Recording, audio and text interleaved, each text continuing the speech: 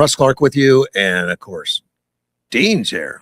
Hold on, let me get that mic. Okay, I feel better. Dean, I'm going to do this disclaimer real quick. Go. Because you pointed it out. All content presented on the Russ Clark Show, including statements made by guests, commentators, and callers, reflects the personal opinions of those individuals and is provided for informational and entertainment purposes only. These views do not represent the official position of Mortgage One Studios, its owners, employees, affiliates, or partners.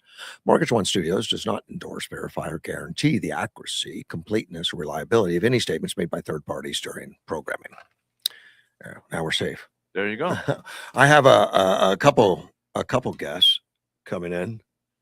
One's at 7:00, and that will be John Horvath, and he works for YPIC, and he's doing some school programs, and he's bringing some people over from that organization. Talk about some programs going on this summer for some younger people. I think his age, it's like high school to 21 or so. Okay. That job opportunities and those kind of things. We're gonna talk to him, and then at 7:00, I got Mike, our representative, that just went to a data center, and he's going to talk about data centers. So I did a little more research on data centers. Okay. And I got a lot of questions. In fact, I even used Mike Carbone. I even used some AI to ask some questions on data centers, and I didn't like the answers. Oh, so I'm going to ask him about it because I'm very positive on data centers. sure. I think it could be a good thing for all of us, but I want to make sure it doesn't hurt the community because that would make me not so positive. Dean. Well, yeah. I mean, it's. I guess everything has a possibility of hurting somebody somewhere. Well, yeah, some people say that I don't like the looks of it. It's aesthetically, whatever. Yeah, I mean, you're always going to find something. Sure. Progress is not embraced by everybody, regardless of what it is. Well, some people's progress is another person's retrograde. Right. But the ones I'm looking at that are most crucial to me is it going to make it more expensive for the residents of this community for power? Is power going to be available? Will it put a burden on us? And will it use water? Will it put a burden on our water system? Those are the two big ones. Sure. And they should be relatively easy to figure out. Well, yeah.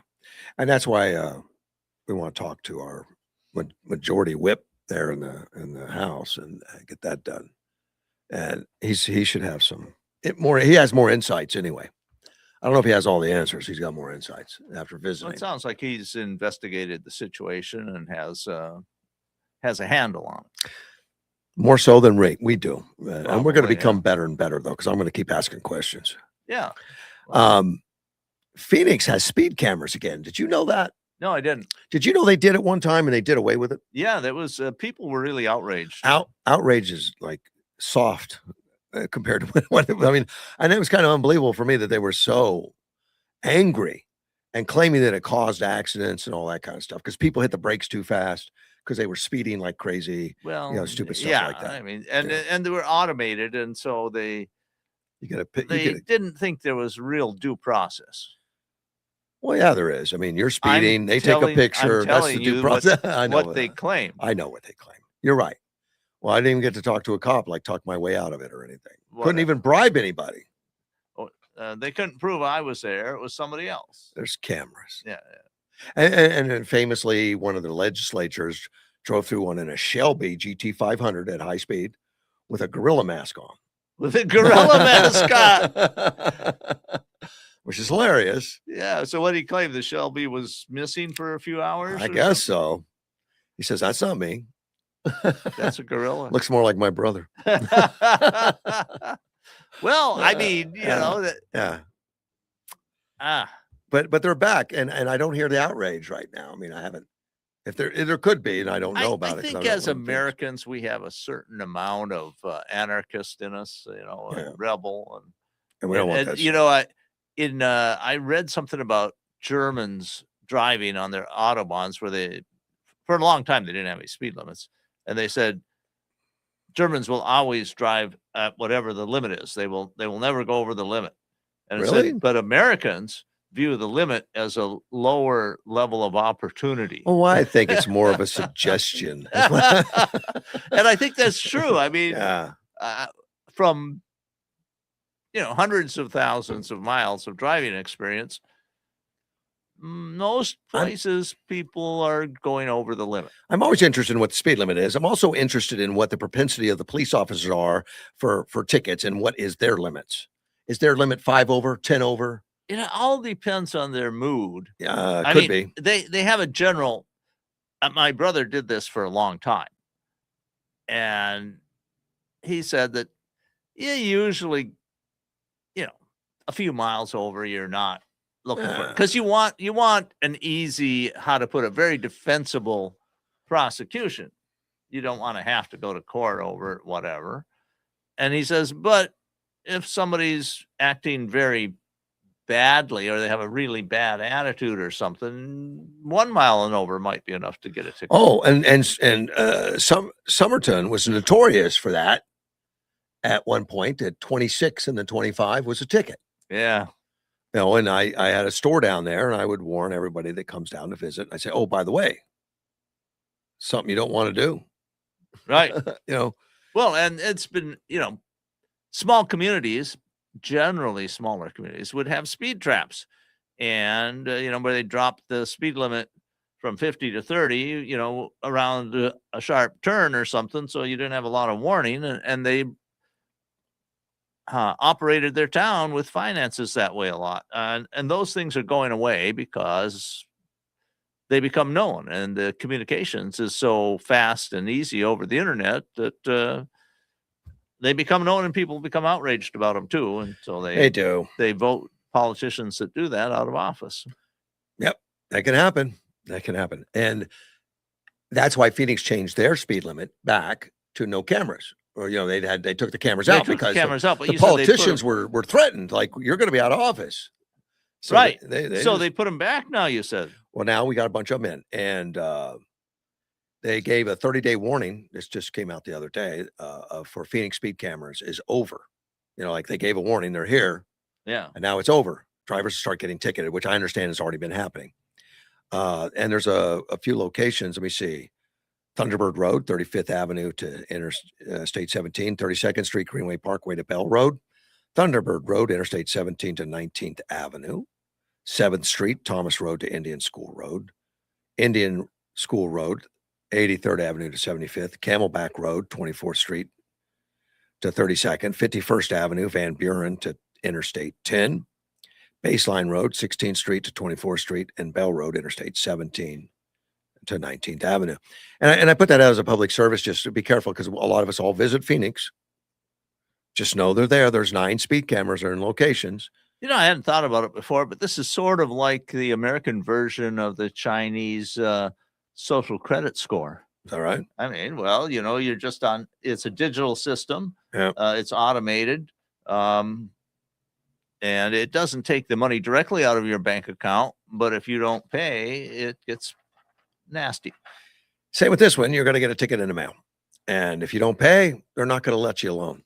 Right. That's going to keep coming, because they know who you are based on your registration and your picture. There's just almost no privacy in urban areas anymore, because there are cameras all over the place, and police are getting better and better at accessing all these cameras. It's not quite like the Chinese system where everything's automated, put together. Those 9 cameras were set up by February 23rd. February 23rd, they turned them on to March 24th as a test and a warning. Like, they're out here, but no citations were issued. So here's the test, Dean. Guess how many incidences of speeding were captured on the camera that they could have written a citation for. What was the time period? 1 month, February 23rd to March 24th, 30 days. I don't know, 10,000? 70,000. Okay. Just to show you how much we don't pay attention to the posted speed limit, or look at it as if it were a suggestion or something. Yeah, do you have to take a phone call? No, I just wanted to let my daughter know that I'm on the podcast. You're on the podcast? Call her later. Yeah, don't bug him. So, yeah, nice of you to take that. I took mine live on air today. I don't have a choice. because my cell phone is literally the phone I'm taking calls on. Right, I understand that, but that's not the case with me. And my daughter knows that I would have talked to I'm her. in here on Wednesdays. We could have hooked her up, and we could have had that conversation right here on air. Yeah, it just She might not you know, liked it. without warning her that she would be on the air. I mean, Yeah, that would be I bad. mean, Yeah. I'm trying to think if there's anything super sensitive, nothing illegal or anything, but No, but you don't want to do that. you know, I don't want to violate her privacy. One of the new speed cameras, one of the 9, was vandalized already. And then someone's just voting with, their dissatisfaction. Well, yeah, I do not advocate No. vandalizing. Well, unless you like being handcuffed or wearing orange, if that suits your lifestyle. Yeah, some people like to take risks. That's a big risk. Some people like to say, "I beat the system." It's I knew people like that, and I don't like to hang around them because bad things happen. It doesn't. Well, it says there's 17 placed. See, originally I thought you said 9. That's the list I got was 9, and that's they're proliferating. 17. They didn't give us the name where the others are. Maybe they're not active yet. But they're looking for behavior and traffic enforcement. Man, this is going to be great for the city. They're going to collect a lot more money. I said 10,000, and I just as a ballpark, and it's 7 times that. But I figured, what's the traffic on those streets? It's a lot. Well, I would have thought real quickly, like, well, how many people go 10 over the speed limit? No, this would have been right at this. This would have been 1 over. Probably. See, that's what I was thinking. And most people go a little over. Yeah, that's my experience anyway. I go a little over, get past like I'm standing still. That's kind of a concern. Yeah, well, I see that a lot. Yeah, I don't tell the sheriff I go a little over. The stuff I see that I would like to see a little more enforcement on it. It's not here. It's in Dallas, the Dallas-Fort Worth area, and you get these people that are clearly in some type of competitive racing mode, and you get 2 or 3 vehicles. They're all weaving in and out of traffic lanes to gain a few feet on each other, and generally going 10 or 20 miles past the speed limit. Sounds dangerous to me. Yeah, it looks dangerous, but in my opinion, they are doing it for recreation. Probably. Hopefully, it's that versus road rage. That's worse. Right. It doesn't appear to me. I mean, the ones I've seen do not appear to be road rage. They just, they like this, the adrenaline rush they get of testing their skills in traffic against each other. I want to talk a little bit about the elections that were going on yesterday, and I got a lot of stuff here I went through, but get some preliminary results. We do, but before I go through that, there's also some ceasefire talk about Iran. Oh yeah, and Kuwait, Israel, and all that kind of stuff. Yesterday, I mean, this is one of those kinetic activity ceasefires. Yeah, a little different from a normal ceasefire because there's been thousands of kinetic activity drones or missiles or whatever sent out there. But I saw a little bit on 2C TV this morning. I was looking, and he was talking about. He read the announcement from someone in Iran, right? And it was just indignant as hell. It was just like crazy, and I'm completely paraphrasing. They call American terrorists, and they believe it, that we're the terrorist. Yeah. And they're protecting themselves from the terrorist or American troops. And of course, we are completely successful in everything, and the Americans haven't hurt us a bit. And exactly. And we're destroying all of their bases. Well, they destroyed the Kuwait base yesterday. Yeah, according to their statements. According to them, right? Of course, according to the Americans, there was nothing hit. Now, don't get me wrong. I think the honesty should be checked on both sides. Oh, always. Of course. In fact, we've had more damage to our infrastructure, we're finding out now, than what they initially released in the Gulf area. In the Gulf area, United States has lost more aircraft and has lost more on the ground, and had more direct hits than what we released. But are these aircraft I guess I would say that the drones are aircraft. One of them was a THAAD missile system, which was $1 billion that was destroyed. And it was never done. But it's not like they're lying to us. But when there's kinetic activity in wars and all this kind of stuff, better than I that nobody's going to jump up and volunteer to the enemy what was done. Well, right. I've actually written a whole bunch, not, I mean, just in conversations online about the first casualty war is the truth, and that both all participants are going to engage in what we call information warfare. It's an Right. intrinsic part of warfare. You're trying to deceive your opponent so you can gain advantage, or withhold information from them so they can't gain advantage. Right. And it's all part of the same thing, and it's absolutely intrinsic. And from the very simplest level of tribal warfare, where you're going to ambush some other tribe and you don't want them to know you're there, Right. until you strike. And you don't talk about your disappointments and losses. Well, Iran carries it too far. I mean, they have great victories on everything. Well, I mean, burning. That type of thing is actually counter effective. Because people will go, Yeah. this is nuts. Yeah, where they won't believe it. But apparently there's some satellite imagery that, private stuff that's come out that showed some of the damage that was never volunteered by the United States. But the person that released it even said, look, it's not incumbent upon them to report that, because especially since they don't want any of their enemies to know their weaknesses, or that something's disabled or something. One of the things that I find kind of odd or interesting is how little we're hearing about Ukraine while this war is going. While the Gulf is hot, Ukraine seems to have sort of slipped under the radar. You're right. Although the report on Ukraine are there every day. It's not as interesting right now because it's dragged on for 4 years. I'm getting, and this is a lot more topical. It has grabbed attention, I guess. That's it's changing every day. Ukraine war has been the same. Well, recently there's been a lot of changes. I think any war zone is hard to get good information, because everybody involved only wants the information they want let out to be let out. And some of that's not true. Well, something in Ukraine that's obvious, though, is as time goes on, Ukraine gets better. And that's what it appears to me. And Russia seems to be more stymied and is actually losing more now. I would say that's sort of the flavor I get. I mean, it's really not a real super definitive, but it's like that seems to be a trend. Yeah, well, there was no Russian property engaged for the first year at all. Nothing was on Russia ground, no property, nothing. And now it's routine that they are having refineries blown up, ports blown up. And it appears to me that their defenses, the Ukrainian defenses, have gotten better. Correct. With their own innovation and all European sorts of reasons, donations, United States donations, all that kind of stuff. Right. Their intelligence seems to be excellent, and I'm sure it's a combination of us, the British, and everybody else. I do think that they seem to have incredible intelligence. I mean, it appears to me their intelligence is much better than the other way around. Their people speak Russian, and they're probably in Russia.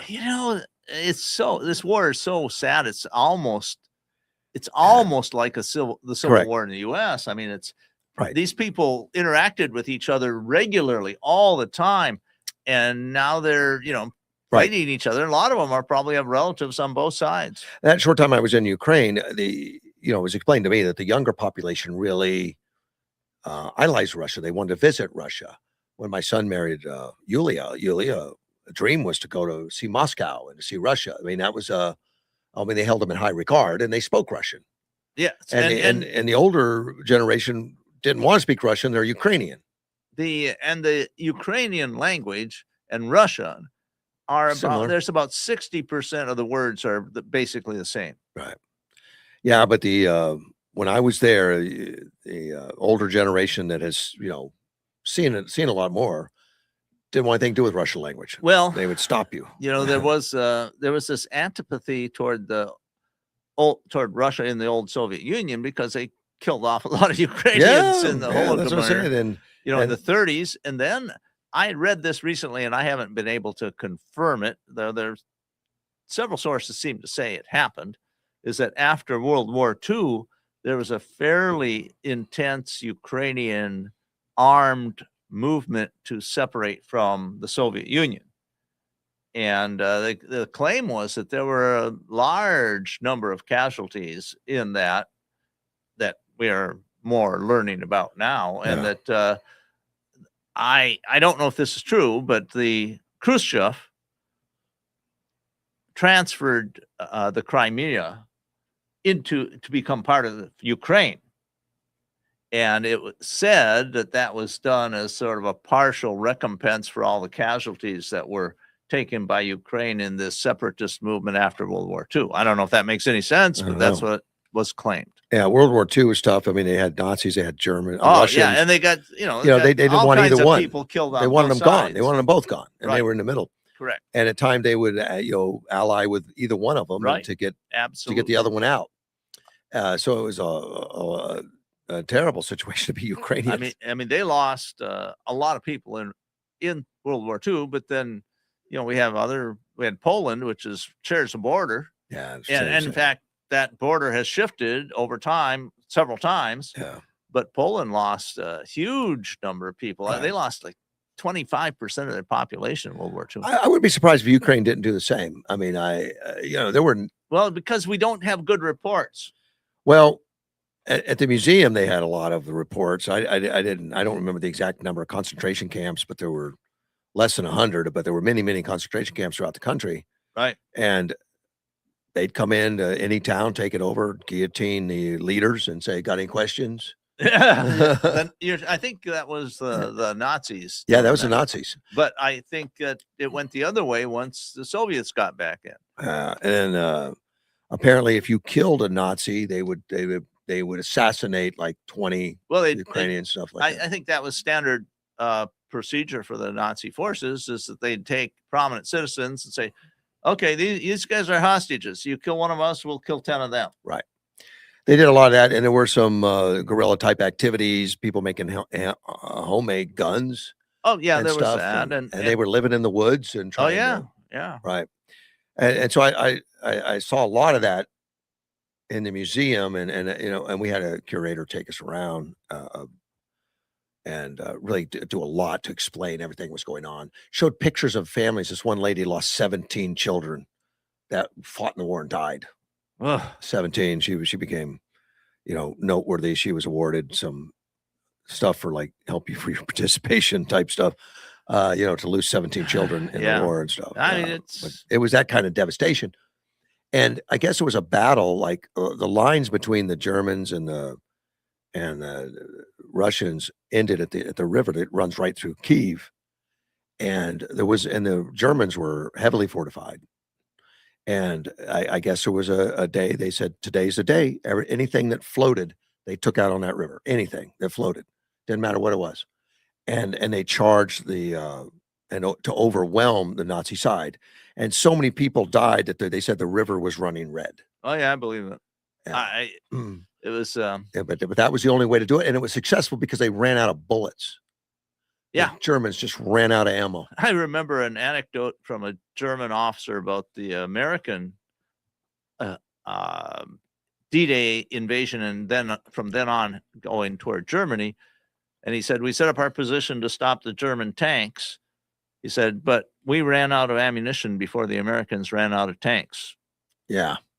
And that's how we won the war in World War II, is we just outproduced everybody. Right. But in Russia, it was kind of a little different. It was the Nazis ran out of ammunition before the Russians ran out of people. Russians lost like 20 million people or something. Yeah, it's huge. Something but crazy. they threw people at the problem. They did, and they won. Yeah. I mean, at least one statistic I read is that the Russians lost 5 soldiers for every 1 German soldier, and they still won. I got off on a tangent here, but I wanted to talk about what happened yesterday. Yeah, let's go there. But yesterday in Ukraine, there was a Iranian ship that tried to break through the blockade. Not Ukraine. You mean the Strait of Hormuz? Iran. And Iran. Yeah, I'm sorry. Iran. We were talking about Ukraine. I want to get to switch back to Iran. Right, Iran. Yeah, but in the Strait of Hormuz, and that interaction lasted for 5 hours. And 5 hours. Yeah, well, they just kept warning them, you don't want to come, we're coming. And they just kept moving. And eventually they just shot the engine out of it. Yeah. Okay. So and that's about the fifth one they've disabled. But you Iranians were upset about it. So they did retaliation. And retaliation was to shoot missiles at Kuwait. Yeah. It's just a smart did guys. any of those missiles reach their targets? No, none. And I think there was just a couple of those, but then there were drones. And Well, so, yeah. I mean, and drones at another independent ship. For hitting our ship, we're just going to hit a random ship. And they write this up. The Iranians write this up as, the American terrorists are attacking us, so we're retaliating and all that. I mean, they write it up and they're indignant as hell. That's right. But how dare you? I think most of the world is not buying it. Well, yesterday watching all that, and I was watching it live on Tuesday as it was going on. I thought, well, that's it. They're just going to open up the floodgates. No, we're still at a ceasefire. I understand that we hit some targets. We did. Yeah, defensive. And they're very specific to pull out defensive targets that were defensive. And I think that's for Congress. Yeah. Oh, sure. Yeah, that's for Congress to say, shut up about this kinetic war. We're not attacking. Right at the Strait of Hormuz on the Iranian side, there's a big long island that I think has been heavily fortified, and that was hit pretty hard. Yeah, that was because they had some drones, missiles, and stuff coming off that island, and they just took out the capacity to do it. Yeah, which we've got that capability pretty strongly. I mean, I think so. I mean, this war has been so one-sided. Yeah. It's but the Iranians don't think it is. They think they're on top and they're defeating the American terrorist. That's what they put out. Yeah. I mean, I'm not sure who believes it. I don't know. I'm not believing it, but yeah, I'm amazed at when I hear it. Yeah, it reminds me really of Baghdad bomb. Right. Yes. But so when we didn't go back to kinetic type war, we're still in a ceasefire, although we're still shooting stuff down and they're still firing at us occasionally. Well, and trying to block, bust the blockade. Yeah, certainly it's a matter of degree, I guess. I can't believe the patience of the United States, and they're sitting there in harm's way. Every American soldier that's out there and every piece of equipment and ships are in harm's way. They know their targets. I mean, I'm sure they're just got to be tired from high alert, knowing that this is not a test. Well, this is not a war game. These guys they want you to hit the bottom of the ocean. So but I guess that's what they do. Well, yes. I mean, and they're very good at what they do. I think this situation has shown that the American forces are extremely capable and very hard to hit. At one time, when the kinetic was still going on, we sent 2 Oligberg class destroyers right through the straits there, unescorted, just the 2 of them, in hopes that they would open fire on them. That way they would know the locations. Right. So sort of like drawing fire. Right? Well, I wonder which one of those Oligberg ships, was that a short straw or was that a volunteer thing? Let me be the target. I'll tell you, knowing a little bit about the military, those ship commanders were probably like, hey, let me be the one. It's what we do. Yeah. It's what we train for. We want this chance to show our stuff. But of course, they were protected overhead. They were protected by all the other ships. Right. They just were out of sight. Everything else was out of sight. Now, the question is, did they open fire on them? Yeah. Oh. Yeah, and nothing hit them. And all their, at least some of their dug-in positions were exposed and immediately taken care of. Right. So they had very good, precise targets to shoot back at. Yeah, you had a lot of aircraft up in the air that were just waiting on something to light up their screens. Say, I got something active here. Yeah. Well, pull the trigger. Let's go. One way to evaluate any of these conflicts is to try to put on your neutral hat and say, which side would I want to be on? Oh, yeah. If I could pick one side to be in charge of, which one would it be? And to me, it's just absolutely no brainer. The American side is the obvious one you want to be on. I'd want to be on one of the carriers. Seems to be safer than one of the air bases. Yeah. Yeah, the carriers in the I think that would be a good choice. They seem to be surrounded by tons of equipment that's to protect them. They are, and it's, these carrier task groups are very well thought out. Yeah. Some people are thinking they're obsolete because of all the Well, potential hypersonic and other well, weapons, but they seem to be holding up. and Russia's been talking about that since when they first got the hypersonic weapon. They specifically mentioned that it's you can't defend against it. We could take out a carrier, and carriers seem to be the biggest targets because Yes, they're but the biggest power. and I recall early on in this conflict with Iran, they claimed to have sunk carriers. Yeah, twice the same one. and it just Yeah, not true. they put the Lincoln to the bottom of the ocean twice, Yeah, well, and it's still floating. it shows you how good our maintenance Yeah. efforts are, that we can Recovery systems. recover it from the bottom and get it operating again in just days. Yeah, I don't think no carrier has been. There's sarcasm there. Yeah, I know. The last carrier sunk was in World War II, I imagine. I mean, I think you're correct. that's a big, big, big ship. Well, that's 5,000 people. Well, World War II, in a lot of ways, in the Pacific, it was a carrier war. Yeah. That was our major way to project force. Right. Now Like, the targets were carriers, and they were targeted by carriers. Right. And when Japanese lost the carrier fight at Midway, that was a huge turning point. They lost like 3 carriers or something there, didn't they? Yeah, I think at least 2, maybe 3. I don't remember. I mean, I've read about that, and the exact specifics I can't. It's just amazing to think you could, to sink one of those. Have you ever been up next to a carrier or on a carrier? Well, the carriers now are a lot bigger than they were in World War II. And they're just they're nuclear powered. Massive. And we are developing, actually testing, I think, and have in combat weapons that were science fiction in World War II, lasers that shoot things out of the air. Yeah.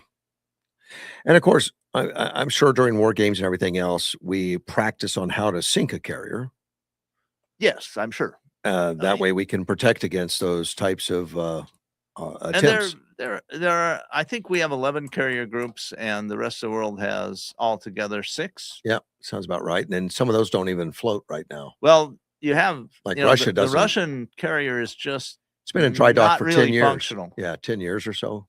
Yeah, then they tried to move it towards Syria about a year ago. They've had fires on it. They've been trying to upgrade it. Tow it for a ways. Yeah, it was kind of embarrassing. Yeah, and as soon as they get that thing running, it's pretty low tech. It's so old. I don't know. Is it nuclear powered? I don't know.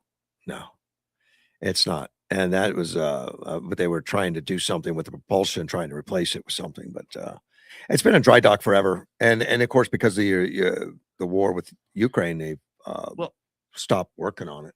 That's it. I have read articles where people claim that, see, this shows the U.S. on its heels because they can't accomplish what they want to accomplish in Iran, and so this means Russia's freed up to do more. And I'm going, no, it's exactly the opposite. No. Russia's lost their base in Syria. They've lost their base in Venezuela. Cuba is doing really badly. Even though the carrier was on dry dock, they had a full complement of sailors assigned to that ship that continued practicing and staying up to date. Now, is this the Russian carrier? Russian carrier. But because of the Ukraine war, they reassigned them all to the front. Oh. They're all gone. The training, the experience, it doesn't exist. Well, now they've got a boat. This war has been very expensive for Russia. Yeah. I just don't know. I mean, I'm not inside Russia. I don't have any sources inside Russia. I don't know what the mood is. I don't know whether you could claim that Putin is losing any influence or not, but it's very expensive. Oh, yeah. Expensive, not just the money they spend, but manpower, talent, all this stuff. Equipment that they've lost has been unbelievable. But I did read a statistic. I don't know if it's correct. They claimed that 40% of Russian GDP is going into the war effort. I've heard that. That's a lot. Yeah. We spend 3. Well, right. In the U.S. right now, I think in World War II we might have been at near that 40% level. Maybe. Yeah, the whole country was working on it. Right. Let's talk a little bit about the what happened in the voting booth yesterday, at least as much as we know. Yes, I want to hear these results. The Los Angeles mayor, Karen Bass, has survived as far as being on the ballot. She did not capture enough, and it's early. Uh, they have quite a bit of the votes in, but they say it's going to take 2 weeks to get them all, which is just scary because It's then scandalous. it does. 2 weeks to determine. Yeah. I mean, that's like saying 2 weeks to do shenanigans. Right. And We got whole states that can be done in a day, like Florida. And well, stuff. what we see is in other countries like France, it's all done in a matter of just a few hours. Yeah, it's very transparent. Of course, we're sitting in Yuma, which took weeks. Yeah, Yeah, we suck. We suck bad. Also, in fact, we were the worst county in the state, to my knowledge. What's the reason for that? Because we were asleep at the wheel. Oh, well, that's not good. No, let's take a phone call. You're on the air, Gilbert. Hey, Russ, question for you two intelligent people there. Laugh. We have computers, correct? Yep. We have computers in elections. Yep. We have mail-in ballots, yada, yada, yada. What's interesting, why they projected the other day, I was watching TV, it's going to take 10 days for this election results. Right? Yeah, it's crazy. Yeah, they predicted 10 days. It's insane. It's insane. Again, now I thought the commander in chief was going to make a law that we couldn't, or the Congress is going to make a law. They're going to count the ballots the day of. No more counting after the elections. There was some talk of that, but it's only for federal elections, and these are local elections in California. Right. They can't control. Federal law can't control that. Yeah. But we have a computer age. And I just don't understand that. Well, you don't even need computers to do this. It was routinely done. You used to do it in one day without the computers. Right. Exactly. But what I'm talking about is the results of the ballots themselves. You know, isn't it all computer controlled? Counting the ballots. Don't know. As they come. No. I don't know how it's done in California. Everybody does it a little different, and we do that. We ours are all downloaded on the computer. There's a piece of paper that goes along with it. Everything that's done on the computer is typed up too for backup. But at the end, when the polls close, last person votes, they take a wire out, hook it up to the internet, and transmit it to the base, and it gets downloaded. Right. And then they box it up and bring it in. My suspicion is that there's a very complicated process in California. Yeah. I imagine it's so complex. And the more complicated it is, the more potential theft points are for finagling with this. Yeah. Like I said, then again, with the other day, one of the voting places, the ballots were burnt. It was caught on fire and ballots were burnt. Yeah, it was actually a drop box. A drop box. Yeah, a drop box. Right. Yeah, it was it's a form of protest in California. Right. And I guess we had a Republican win for the governor's race. He's going to be on the ballot now. Hilton will be on the ballot. He finished in the top 2. Yeah. In fact, I think he finished on top. So who was the other? I believe. Oh, I can't pronounce the last name. Purcell. We know that. Yeah.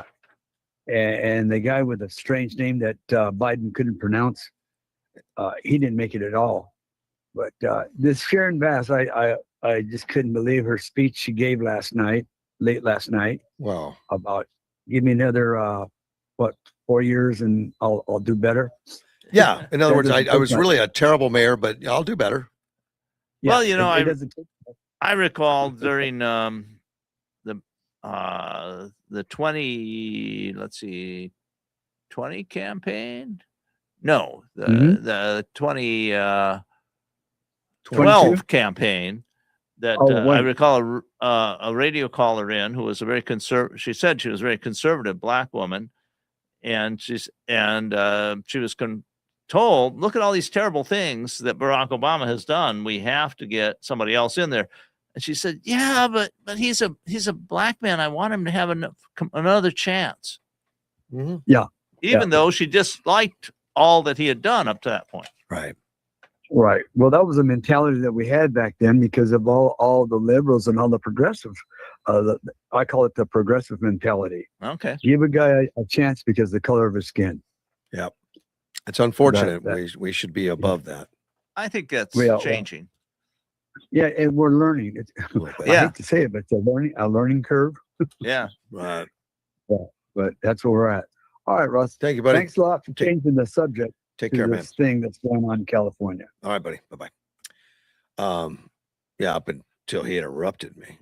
Well, you and it fit right into what you were talking about. It did. Karen Bass was hoping to get 51%. Now, as a sitting mayor, all she had to do was get 51%, and it's over in the primary. Right. And she wins. And it's much like that for our mayor. If they get 51% in the primary, it's over. She's not going to get it. I think she was at 39%. Well, there's still 2 weeks of counting left to go. Yeah, it could always happen at the last minute. Like we got 100,000 votes we didn't know we had in, and they all voted for Karen, and she made it. It could happen. That's amazing. We've seen that happen. It's the hand of God.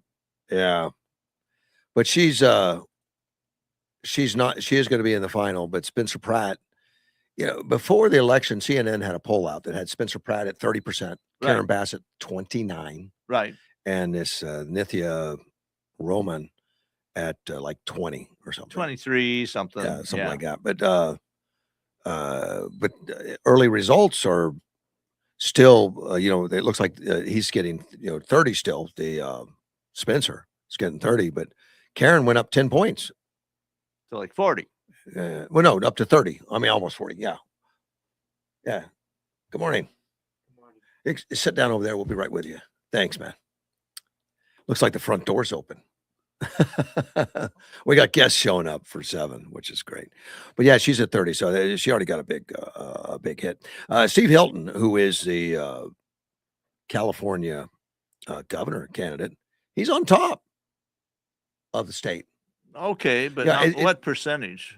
Oh, I don't know. The percentage is going to be like in 20 or something. There's 61 people in the pool running. 61. I was reading on that, and it said like there's like more than one page of candidates. Yeah, and you have to everybody's somehow look through that whole like 60 candidates. I looked through it. You weren't on it. You weren't. Yeah, I thought it probably wasn't worth the effort. But it had a ton of people on it. But Steve Hilton, surprisingly, as a Republican, is at the top of the ticket for that now. It's going to go to a runoff also.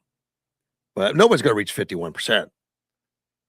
Well, they didn't. No. But I mean, it wasn't impossible. Of course not. But I guess nobody lit it up that much. Of course, Hilton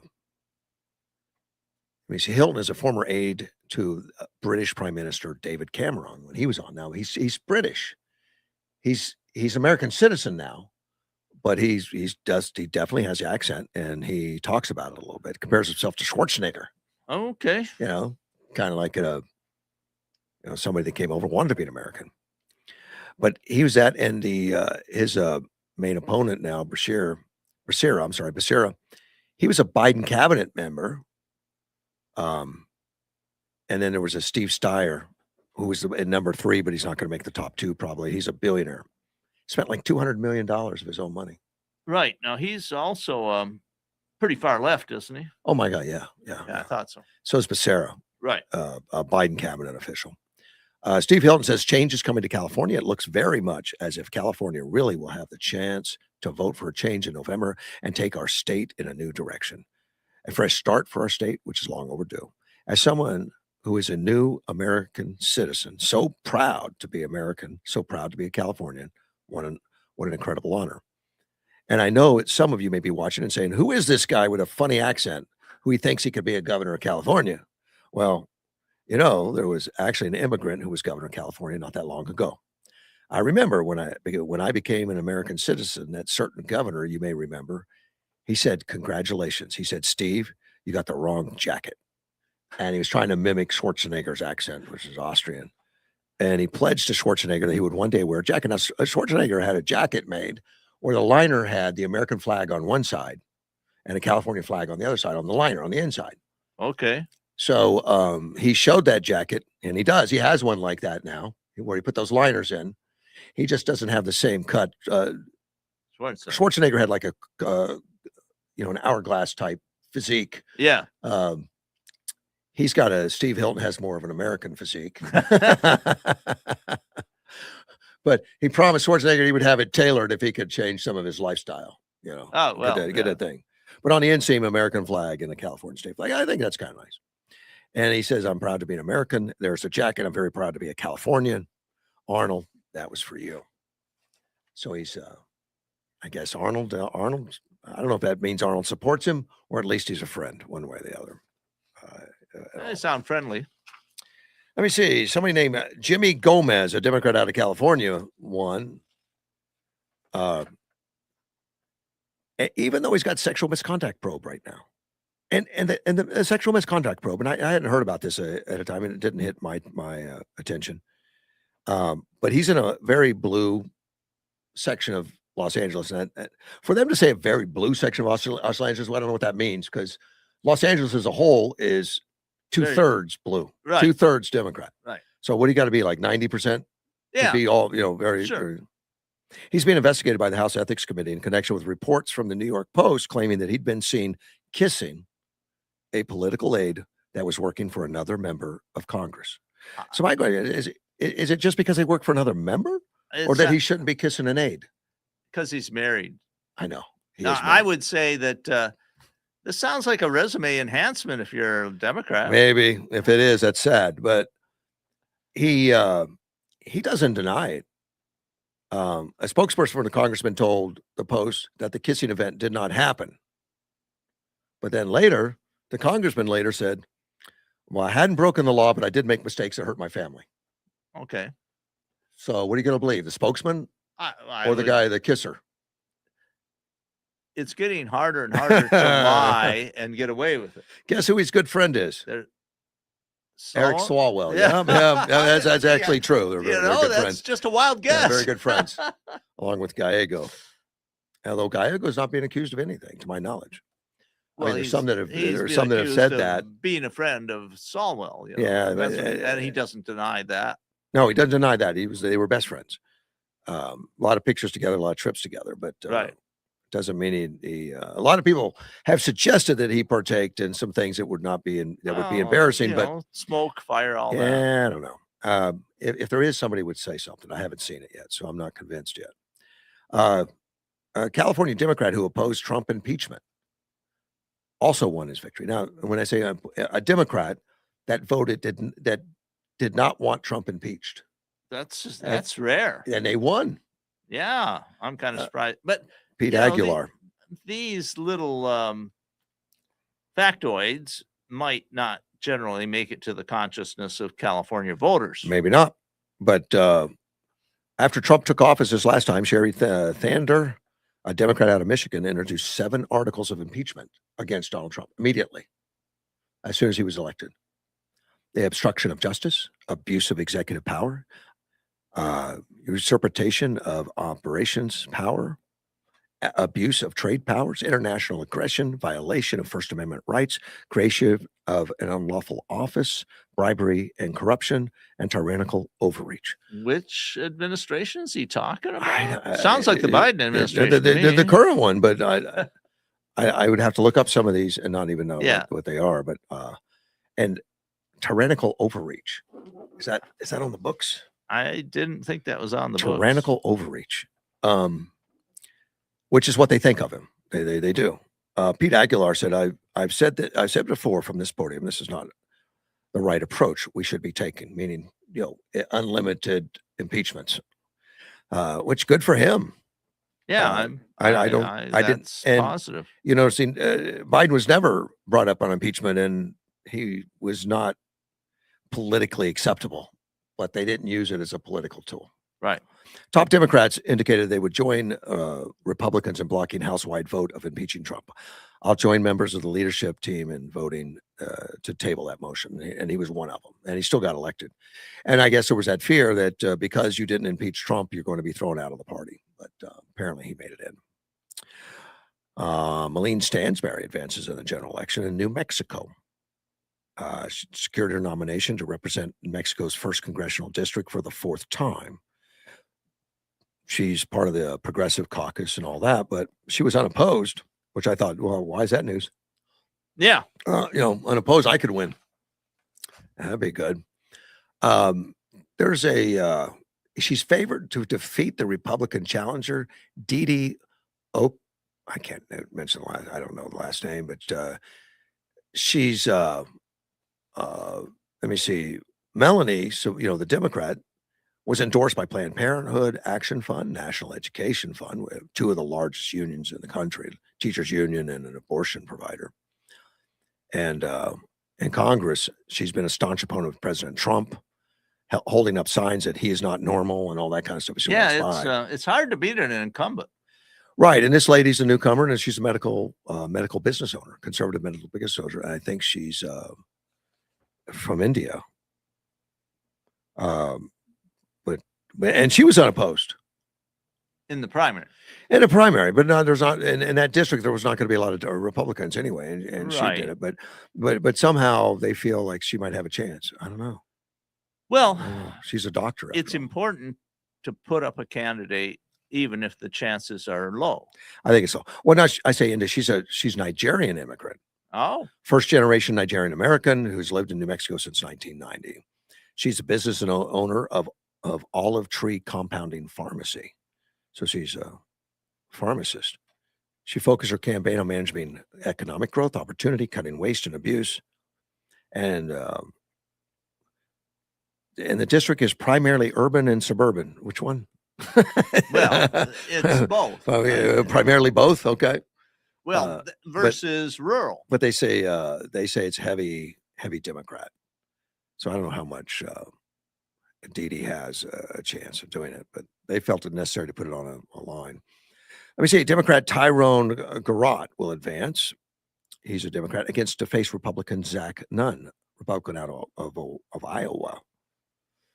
Tyrone Garrott's a state senator, libertarian minister, and it's the 3rd congressional district, running unopposed again. He faced GOP attacks over his position on transgender issues and the fact that he embraced non-Christian religions in the state legislature and views parental rights and his views on parental rights, which I'm assuming that means that parents don't have many rights when it comes to education. Don't know. Like what happened in Virginia.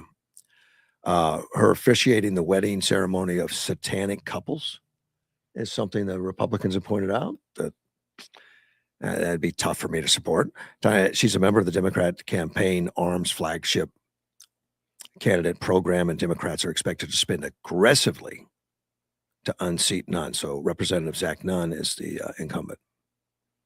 And somehow and he won.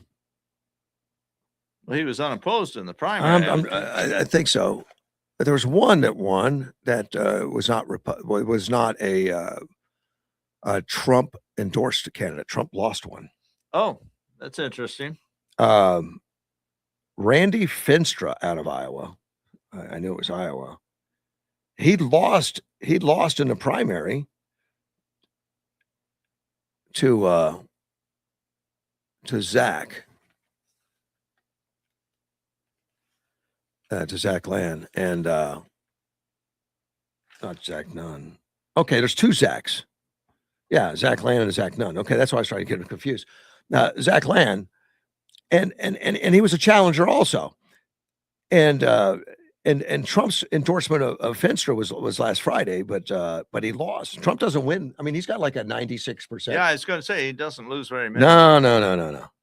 Finstra, and here's what Trump put on Truth Social. Highly respected America First Congressman Randy Finstra is running for governor of Iowa, a place I love and won big in 2016, 2020, 2024, getting the highest vote in history in Iowa. Randy is MAGA all the way. Well, so's Jack Land, apparently. Very MAGA. And he won. I don't know the whole story behind that, but it'll be something to watch. Is this for governor? Governor? Oh.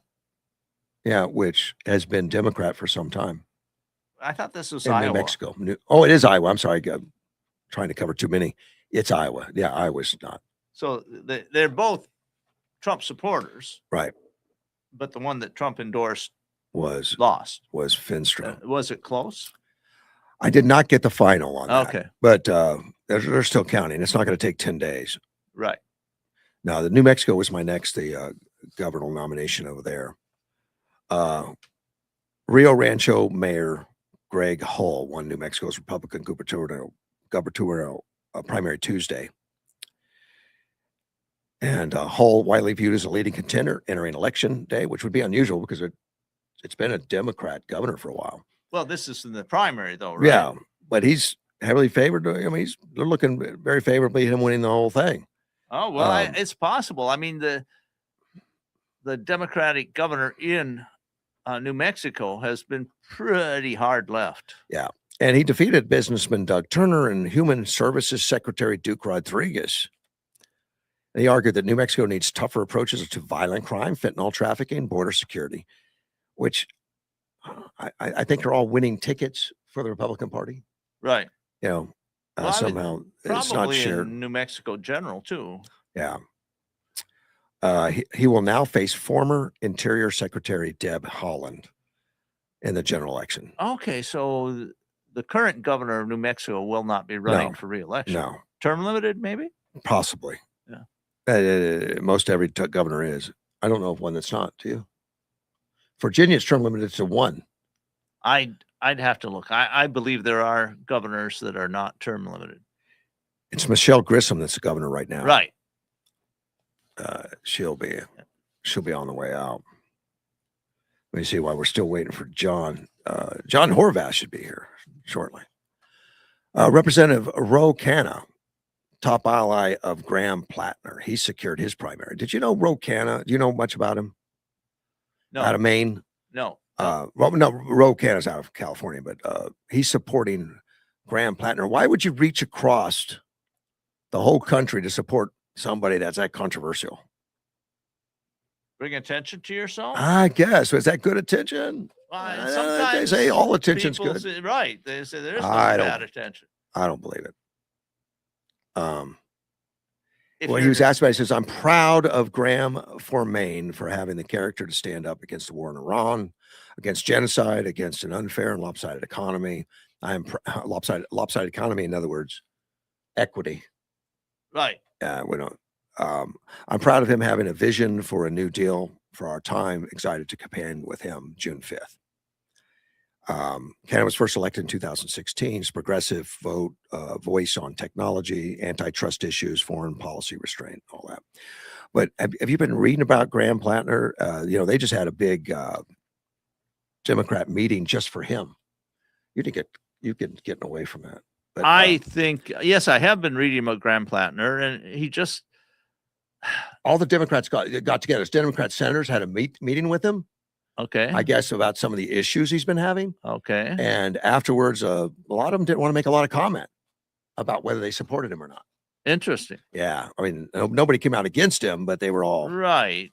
no comment kind of things, except like Bernie Sanders, who loves him and all that stuff. Well, I think that he is, unless he drops out, I think he's going to be the Democratic candidate running Probably in Maine But for senator. CNN just gave a poll. They compared a poll from 2 weeks ago to today, where at one time he had like 61%. Right. It's running against, if he gets the nomination. Did he? Collins. Yeah. Oh, he will. Against Collins, he's like 61% Right. to him. Now it's down in the 50s. Right. He dropped like a huge amount in 2 weeks, which the pollster in CNN says, this is trouble. Well, I like that guy. yeah. Okay. Yeah, that CNN guy is pretty animated. Right. But he says to lose that much in such a short time, and we still got a long way to go. If that's a trend, he's going to be in a little bit of trouble. Yeah. And I think he is in trouble. I think he is, but I think but he's still it's kind of overstated because we see these polls jump up and down all the time. I think his is solid enough, and he keeps stepping in it. He's not coming forth with it. He's not admitting it. I His wife outed him on the sexting thing. Well, And yeah, I was and- looking at and- that. and They've then- been married a whole year and a half. I mean, and then he denied that it happened.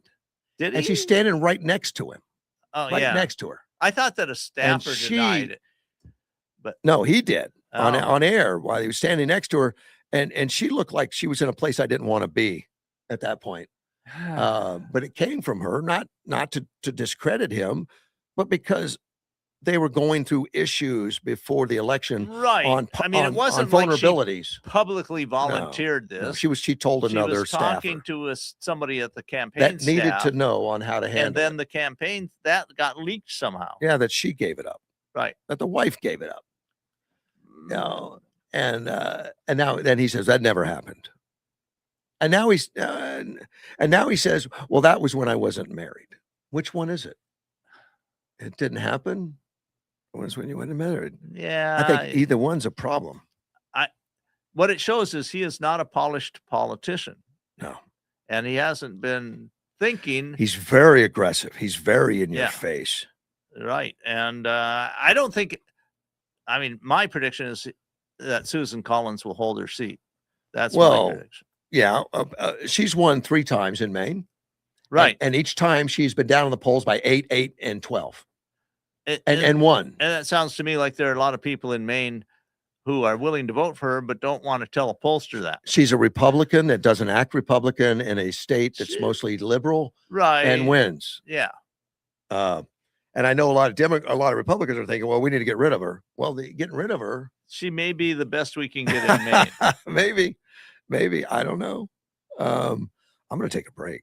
I think John Horvath's supposed to be here shortly. Hey, I don't know. Hopefully, Maybe he's hopefully. waiting outside. While somewhere. at He shouldn't be, but you never know.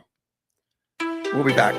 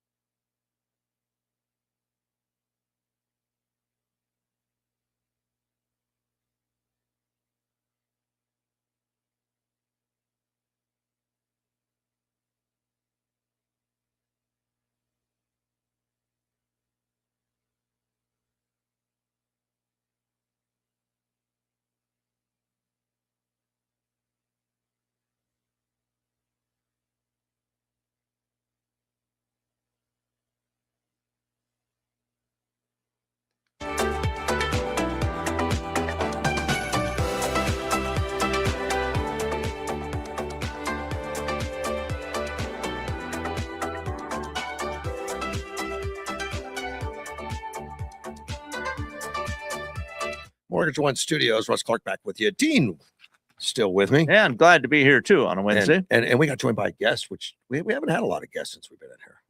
Right. Correct. I haven't been telling people where I am. John found out. And he's sending, and it's Brian Sorsenberg. Yes, Brian Grossenberg. Grossenberg. Get closer to that mic if you could. They're not very sensitive. So How's this? that's better. Okay. You want to be, notice we're pretty close. Yeah. Oh, you guys are really close to the mic. Well, That's I why mean, it works better. it works better that way because if I make them too sensitive, it'll pick up all the ambient noise. Ah, So you got to get close, whatever. We make you work for it. So you work with John Horvath, or he works with you. yes, Mr. Horvath is an intern through our Arizona Work Program, and he's been a great assistant to me for kind of scheduling events like this, getting our students out into the community. We've done over 11 event projects in our community over the last 9 weeks, which is just really amazing, something we've never achieved before. We've gone everything from Accurate Automotive to Jim's Rod Shop, City of Yuma, Sheer Beauty Academy. It's just been a really great adventure these last 9 weeks, getting our students out into the community, because as part of Arizona at Work, that's a big goal for our school, is to connect our students with the community, take them out of the classroom. Liggett Electric was kind enough to donate a bunch of wire to us, so our students have learned how to use multimeters in the correct manner to test voltage, resistance, and current.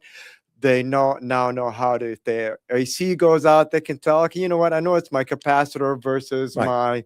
my external blower motor or something like that. Now, So, you're not really set up as a technical college or technical school. no, we're a high school. You're a We're high school. we're a nationally accredited high school through Cognia. Okay.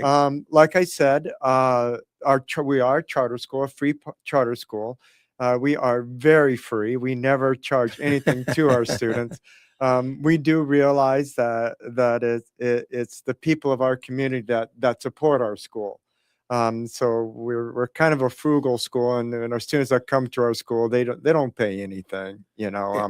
We don't charge them for an ID. We give them backpacks. We'll give them notebooks. And, of course, we always give them a laptop if they need it. So we do try to make it as cost effective to our families as possible. And talking to John, and he's very excited about showing these kids and showing them some stuff that they may not be associated with or understand. And it said, we have a lot of kids that are economically disadvantaged and may not have an understanding of everything available to them within our community.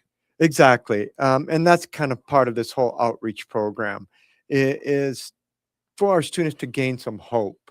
There may be a history of where they don't feel like there's something past what they can do.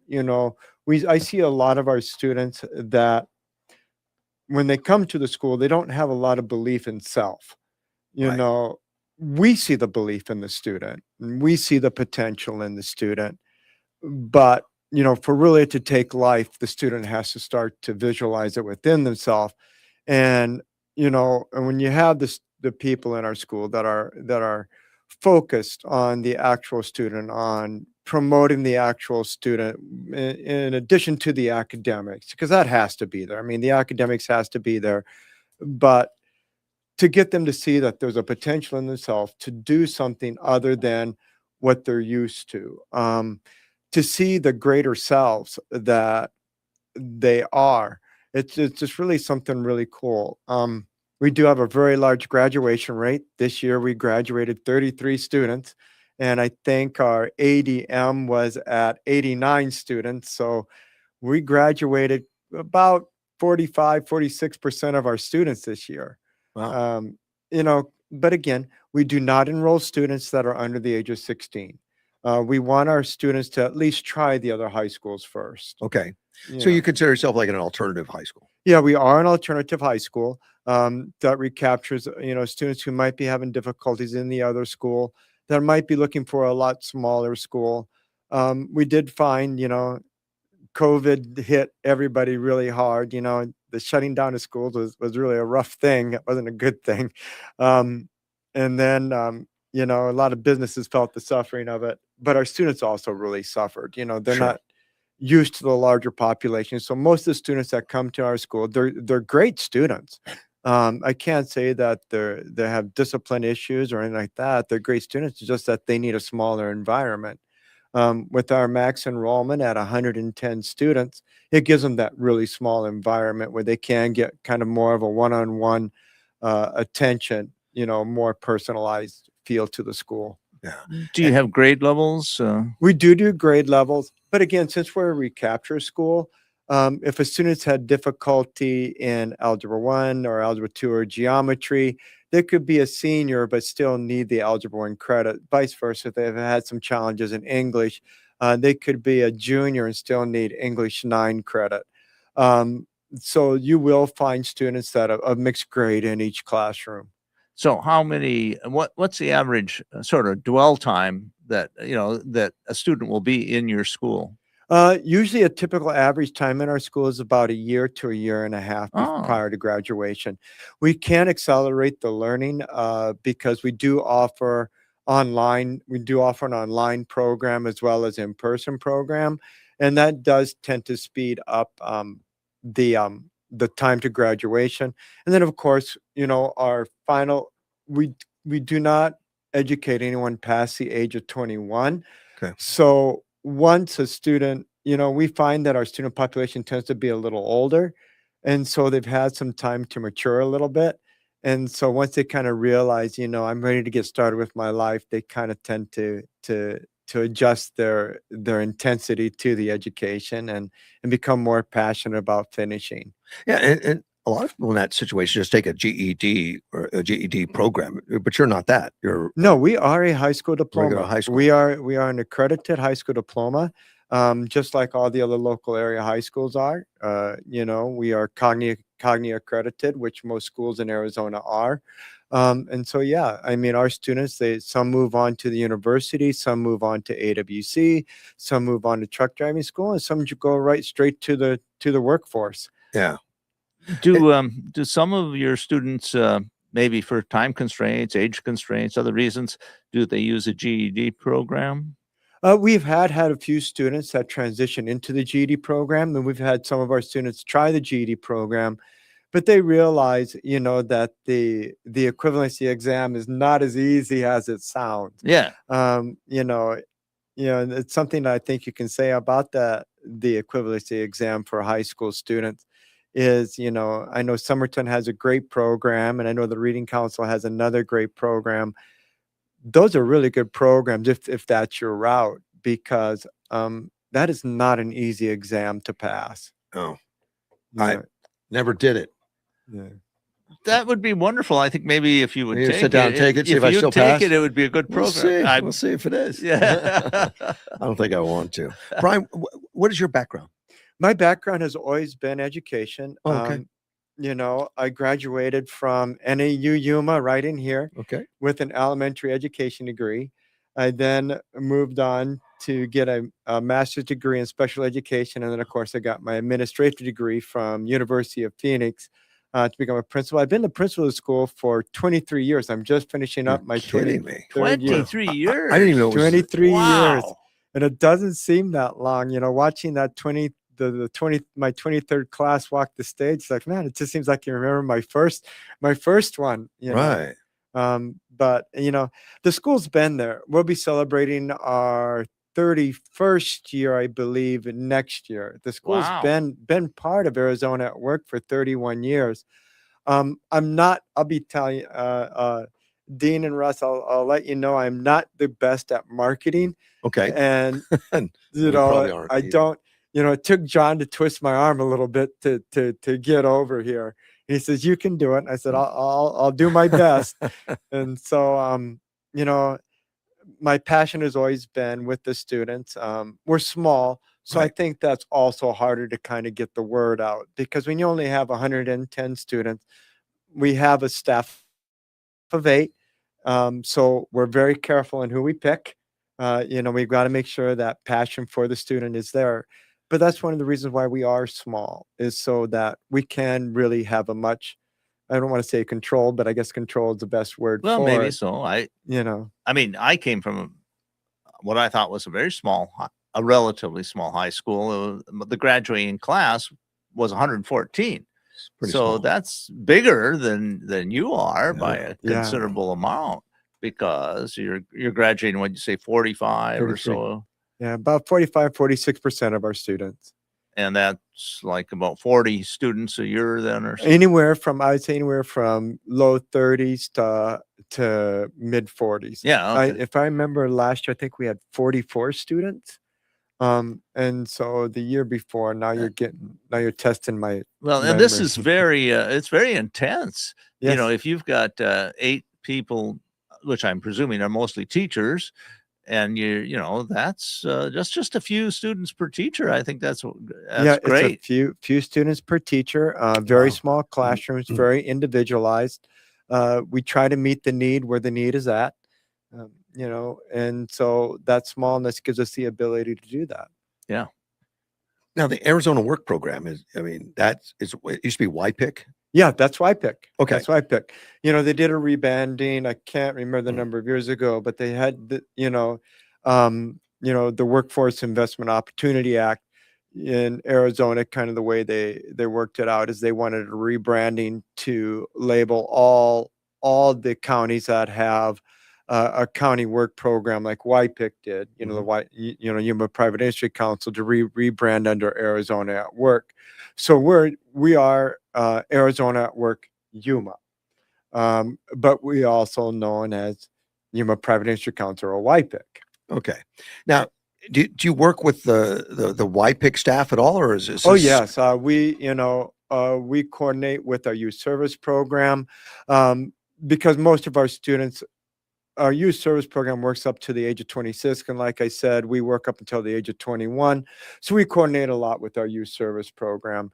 Last night, we were down at the MLK Center to show a community night where local health providers and us, we were able to kind of get together to show free movies, serve popcorn, hot dogs, nachos, free to the community. I didn't know anything about it, Dean. Yeah, I know it. it. Yeah, but I'll give him a plug. I'll give him a plug right Yeah, now. yeah. Hey, next Tuesday, Uh-huh. if you're bored, Uh-huh. go down to the MLK Center next to Carver Park or Uh-huh. Sanguinetti Park. Free movie, air conditioned building, Yeah. hot dogs. What's the movie? Nachos? I don't know, but usually they're child appropriate. Last night was Elio. Okay. And Very child. yeah. But every week, our youth service coordinator, Evelyn Aiello, she's the one that kind of picks the movies. It's just really kind of cool. All the kids and families come in. I like that center, the Martin Luther King Center, and I've been down there quite a bit. But I know when they did the hospital, not the hospital, the library bond years ago. Yes. I had a lot of arguments with a lot of them, including Monsignor O'Keefe at the time. Because I thought it was the wrong plan, that we were building this huge library out by the Catholic high school, when what we needed was a lot more Martin Luther King Jr. centers around town. Yeah. That was my opinion. I thought we needed a lot more of those, and because libraries are changing and they're not book suppositories anymore. Yeah, and really, I think libraries will become a dual purpose. Sure. Well, that's what they have to do. They have to because they're- what we see in front of us, the laptop has kind of replaced the library. Right. It really has. I mean, when I do research, I grew up in the area where I was doing research in University of Wisconsin, and they had this huge library, and they had what we called the stacks, which were layer after layer, multiple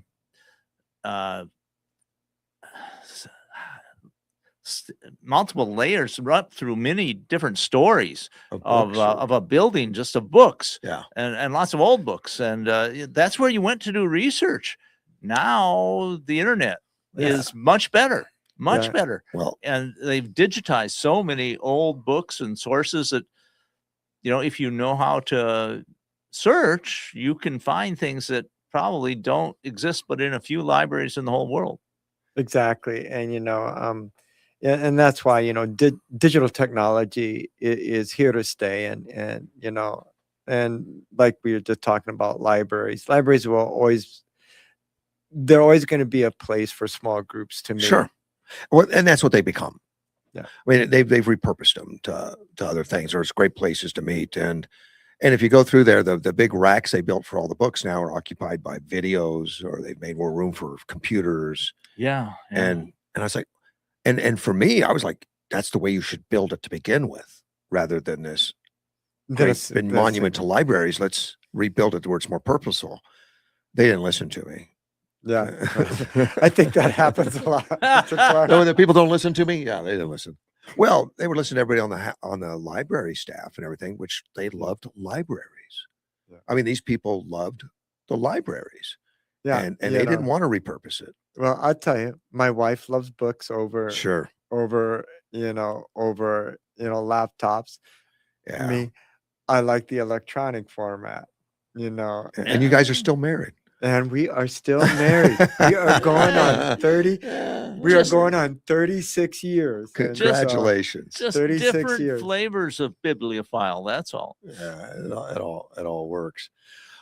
So summertime, you guys are still active during summer? We keep our online program running during the summer, and I always work with a few students here and there that really kind of struggled throughout the year to make sure that they stay on track to graduation. Um, you know, my summer is filled with my actual job. I do teach also. I don't know if John told you, but No. because we're so small, I do teach science and math. And I think this quarter I'm scheduled to teach science and English. And so I will be teaching those two So, areas. yeah, the So, principal, the teacher, yeah. and you yeah, probably help clean up at the end of the day. yeah. Yeah. And so, and I still like like that. teaching. Yeah. You know, people ask me, why did you get out of teaching, become an administrator? And I say, well, honestly, it's because, you know, I wanted to have a focus on the school. I wanted to have more input into the functioning of the school. You know, I knew what I had envisioned for a school. You know, I knew I wanted it to be small. I knew I really wanted it to be individual student centered. And I knew I wanted it to be very community based, where the students got a chance to reconnect to the community. Right. And that's something, obviously you're filled with, YPIC staff around you. Yes. So I'm assuming there's a lot of job opportunities or resume Very, opportunities very that much, they help you with all know.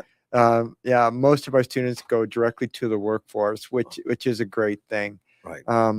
You know, one of the best things we did a few years ago is that I taught about 8 or 9 of our students how to operate small equipment.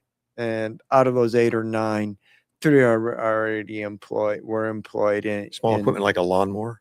No, we're talking backhoes, Oh, really? skid loaders. Okay. I don't consider those very small. No, those are They're under 100 horsepower. Yeah, okay. okay. There's still, that's still a pretty small significant bit of equipment. yeah. I was telling Russ the other day that when I grew up, my parents got a 1948 Ford tractor, and I was at a big agricultural show in Australia, and I saw that tractor over there. I said, that's what I grew up with, and it looks like a toy compared to today. I think Yeah. the horsepower on that was probably like 30 horsepower or something. Yeah, yeah. Those they got a lot of horsepower. So, you know, I mean, it looks small, but the torque that goes on those I wheels mean, is just amazing. Yeah, I mean, really, you're correct. They are small by today's standards, but they're still a pretty significant piece of equipment. Yes, they are. I mean, you got to realize we did plowing, disking, you know, cultivating with those small tractors. Oh, you know. yeah. Like you, I come from an agricultural background. You know, I grew up in Iowa, and so you know, the first 19 years of my life was spent raising hogs and growing corn and oats, walking soybeans, and all You that. didn't have a fun stuff. chance to get in trouble. No. Well, I always for some reason I always managed time for that. Oh, you did. That's good. Well, you got to work at it. Well-rounded background. You know, unfortunately, I wasn't like many of our students. I wasn't the most academic minded. I remember going back to my mom's funeral. You know, I hadn't been back to Iowa for years, and took a lot of convincing to convince my old friends that I hadn't seen for 30, 40 years that no, I am a teacher and I am a school principal. And they got that. They kind of look at my wife like I'm lying. Right. Is he telling us He's the still truth? trying to con me. Look at that. You know, is he telling us the truth? Yeah, he is. And so- Wow. Well, that's good. And I'm sure that's an inspiration for the students, because some of those students that you have just missed connecting with other facilities, other schools, and they're looking for something they could connect to. So, Well, and this gives you insight. You have insight into some of the problems your students have gone through. he was a discipline issue, is what he said. That's what it sounds like. A hardworking discipline issue. Yeah. Not many of our students, we don't get very many students who come to us with discipline issues. Like I said, the main thing is that they're looking for a smaller school. Right. You know, I do see that. I mean, Really? it seems to me that our educational system has become so industrial. at the Right. schools that, somebody who needs a little different focus, it's just not there in a lot of cases. Yeah. And I get it. When you're a large school, you got to keep systems in place where you can have some efficiency. And you get lost in the system. But then yes, you get many that just kind of get lost. My daughter was like that. I am just curious: do you get a lot more of one sex than another? You get more boys and girls? Or Actually, no, we're pretty evenly split. About 52% are male, and then that's pretty 48. close. That's Yeah, really that's close. real close. And again, we work closely with the high school district. I mean, Vista High School and our school are so similar in structure that many times a student will go back and forth between our two schools. And that's another thing that we don't really mind. Like a lot of our students this year, they're going to go back to their home schools. They've recaptured the credits that they want. And so they will go back to their home school, which is great. I mean, Go if back with more confidence. right. They go back with more confidence and they'll do well and they'll graduate. We do our graduations on Thursday, so I can go to their graduations on Friday. So do you have a significant portion of your students graduate from their other schools? I would say about 3 to 4%. Oh, that's okay. Well, every year about three to significant, four of our students will go back, and then they'll finish. yeah. And my daughter was diagnosed as learning disabled, LD. Oh, back when she was 6th grade, I think. And she came to me and she said she needs to go to St. Francis. And it blew me away. I was like, so where? She said, Dad, that's the only way I can learn. She wanted the smaller personalized instruction, right, which St. Francis could offer. And they took her. And her goal was to get into the Catholic high school, which at the time was like less than 300 people in the whole school. And she accelerated and did tremendously well. And the psychologist said she would never get past the 9th or 10th grade kind of academically. She graduated high school and was in college when she got a job, started running Texas Roadhouse. Actually, so she's dynamic, but it took a while for her to learn everything, and she needed that smaller structure. Yeah, and I was the same way. I'm old enough where special education wasn't quite offered to us yet, but I know I have ADHD really bad. I mean, me keeping my focus, it's just really tough. But I don't know. I think through our lives we learn to adapt, and I think so. Like your daughter did. She learned how to learn. She learned how to learn, which was a different process than what was being shoved at her. And that's kind of what we kind of push at our school. Try to figure out how that student learns. We take a lot, like our math teacher, and I know I'm going to give him a plug, and he's probably going to be.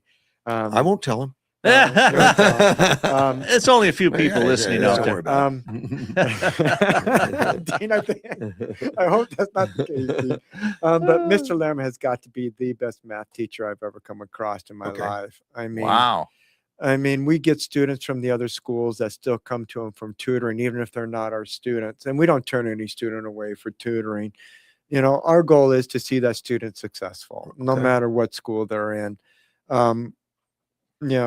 He's just a phenomenal teacher. We take a lot of the harder equations, we make them visual, so our students break down, the math into much easier concepts. We don't, it isn't as difficult to swallow. And he just has a good way about him of how to teach the more challenging math concepts. Do you find that a fair number of your students have some form of dyslexia?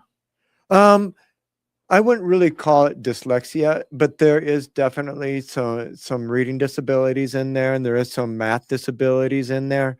And then again, I think, I always believe that continued failure does something to the psyche. When you fail time and time again, you almost become convinced that becomes a part of you. Right. Yeah. And that's what I think it's more of, is that continual failure that they've seen in their history has become part of, they believe it's now a part of them. Oh, I'm not good in math. I'm not good in reading. I'm not good at this. Well, in reality, it's that like Russ said about his daughter, hasn't figured out their way yet. Right. Hasn't figured out their way to learn yet. Our job, I think, as educators and in being in that small school is to figure out the way that student learns, not to give up on that student, to keep trying a different method. Don't, I hear Mr. Limit tell his kids, I know that he got it from somewhere. He says the definition of stupidity is by doing the same thing, expecting a different result. Right. And, he takes that to Mhm. himself also. He knows that if I've taught it this way and I have 5 or 6 of my students failing, doing it the same way again in a louder voice is not going to Yeah. is not going to change that paradigm at all. So Right. Yeah, well, I didn't really know you existed like that. yeah, you know. and again, like Mr. Horvath said, Brian, you got to get out there. People need to know about this school. And I'm like, yeah, I guess I know you're right, John, but it's kind of one of my fears. So Well, and my daughter was not the only one with struggling and looking for the right way to get through it. She just wasn't she was not excelling in a big school. yeah, And there was too many distractions. And she explained it to me that there's so many kids in there distractions doing the wrong things and everything, and she can't ignore it. She just couldn't, and she wanted to go to a more disciplined yeah, school. It's amazing when they reach out for discipline. yeah. We, like I said, our school is very easy. I think because a lot of it is they're an older population. Uh-huh. They've gone through that freshman growing pain where they have to try to prove themselves. Right. And now they're coming to us as juniors and seniors with the focus of adulthood, with, I don't know if you want to call it a fear of adulthood, but, I still fear it. Yeah. I remember being that age. Just scared to death about what I'm going to do after high school. And so I think that really kind of gives us a refocus. Um, like most schools, we've always fight attendance. Attendance, if you want to say what's your biggest discipline issue, I'd say it'd have to be attendance. You know, Have you heard any really good excuses lately? um, not really. I don't know. I'm sure they can be creative. It's just they're all pretty honest with us. So Are they? Okay, good. They'll tell us, I didn't wake up, or, and plus we're older, so we got a lot of our students at work, and some of them work nights, and Mhm. and I think when you work nights, it's harder to get up in the morning. But we extend our day for them. Like my typical day usually starts around 6 in the morning, and I'll usually stop around 5:36 at night. I'm there on Saturdays, and so I'll open up the school on Saturdays just to do tutoring, catch up work, and things So you like could do that. catch up and stuff. Oh, Stuff yes, like you're flexible and all Yeah, that. yeah, we have to be. I mean, um, we have to adjust to the needs of our students' lives. So How much difference did COVID make, though? I mean, COVID shut you down basically, and people got used to not having to go in. yeah, COVID is going to change education. I mean, the structure that the school used to be before, and I think every school is going to make that transition. Like we are, we're going to have to transition to more what our community really feels is important. And that's a good thing. And Okay. that's a good thing. We always have our standards. Our standards are based off from 2018, which is pre-COVID. I really see the standards changing at some point to reflect those COVID changes, how COVID did. We're going to have to start to educate our students on what they feel is necessary for life. What math, what science, what technology do they feel is necessary? And always staying relevant with the upcoming job market. Making sure that we incorporate areas of the medical field, technology, industry, into our curriculum and into our learning structures. So you're going far beyond STEM then. And Yeah, you're trying yeah. I mean, this has to, I think gone are the days when it's going to be, okay, sit down, open up your textbook to this page. that isn't going to grab a student's interest at all. Mhm. You know, it didn't grab my interest when I was in school. No. You know, I wanted to work. You know, I wanted to get out there. I wanted to start earning a paycheck to buy the stuff I wanted. And I think that's a lot of our students. You know, they want a paycheck either to help their family or to help themselves. And so they're looking for something immediate that can put them in more relevant to the job market. You know, technology has come a long way with AI, where even, you know, resume builders are so automatic Oh now. man. You just need the experience now to fill it in, to fill in the information. We have to go beyond, and now we have to give that specific career skills. Do you teach AI? We do teach AI. We teach responsible AI.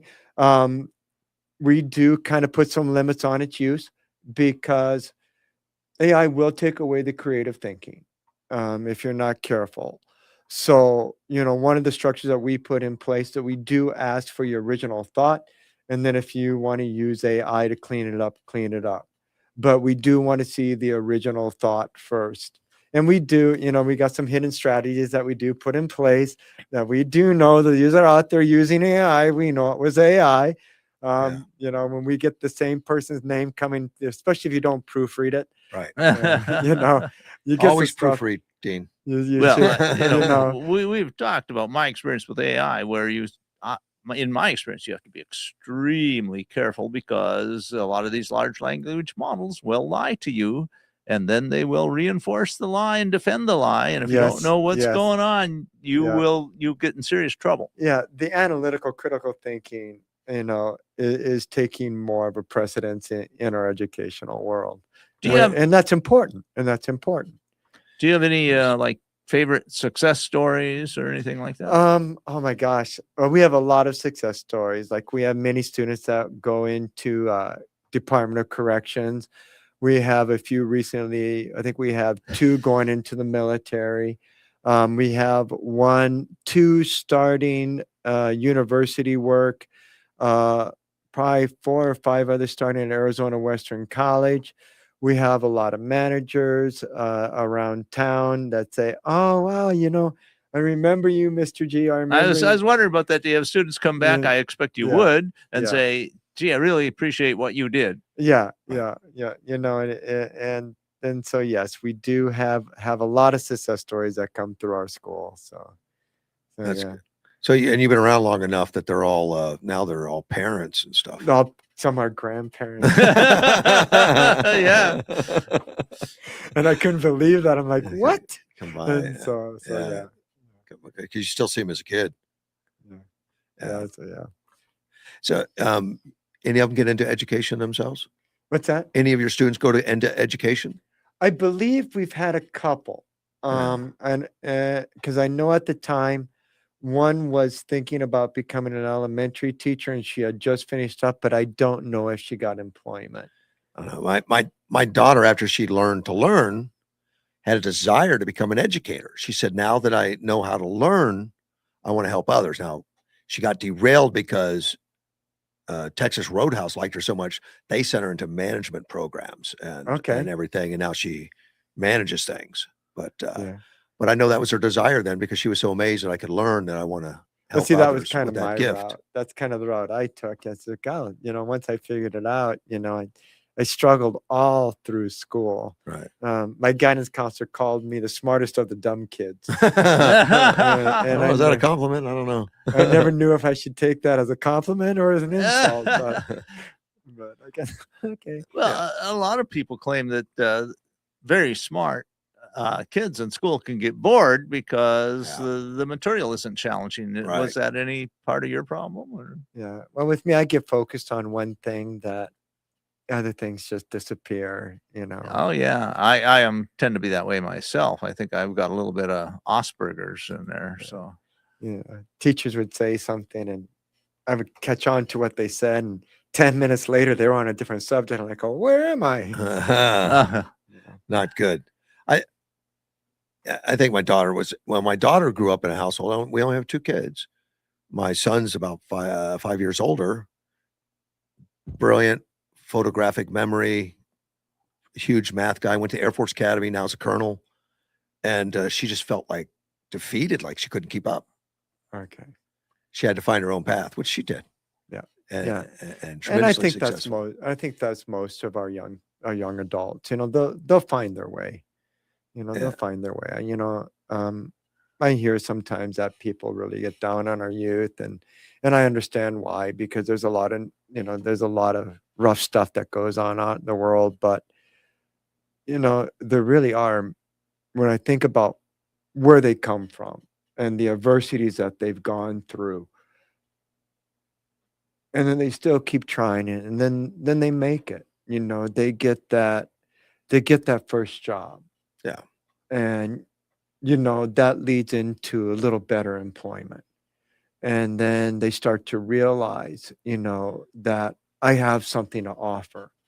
And so, and I think that, you know, we just got to give our young people a shot and a chance. It's hard to do in the state of Arizona with the minimum wage rules, where Yeah. it's $15 an hour minimum wage versus 7.25 for federal minimum wage. Yeah. And to say, well, this kid has no experience, nothing, maybe he can learn. Let's start him out. But when you're paying $15 an hour, Yeah. that's a deterrent. And so many, like McDonald's, has gone automated because they can't afford it. Right. Well, you know, and you know, I'm kind of giving away my age here. I remember when minimum wage was $2.50. Me too. Yeah. You know? We all do. Well, you know, I remember my sister getting paid $1 an hour at minimum All right. wage. So No, she wasn't worth 250. She- So I remember That- watching soybeans for $2.50. There you go. Yeah, and it was, and you felt good about it. I felt good about it. Yeah, I was like, "Yeah, great, making man, I'm going to money." get some money. But of course, a hamburger was 19 cents. Yeah, Yeah. exactly. And you know, I don't know. You know, So how about this? We are in this incredible era of accelerating technological fast. change. Things are happening so fast. I mean, I used to think I was kind of pretty good at predicting what things are going to happen, and it's just all changing so fast. It's very difficult to figure out what's going to be around in a year, 2 years from now, 3 years from now. How do you educate people to deal with that kind of accelerating change? I think exposure. You know, at least that's going to be our goal. Is really guided exposure into the technology world, understanding, being able to give them the knowledge to make the predictions, like you're saying. I could have never predicted that we'd be here today. You know, when I was first introduced to AI a few years ago, I thought we were at least 7 or 8 years away still. Well, here we are. It's here. Look at in half that time. Yeah. In half that time, you know.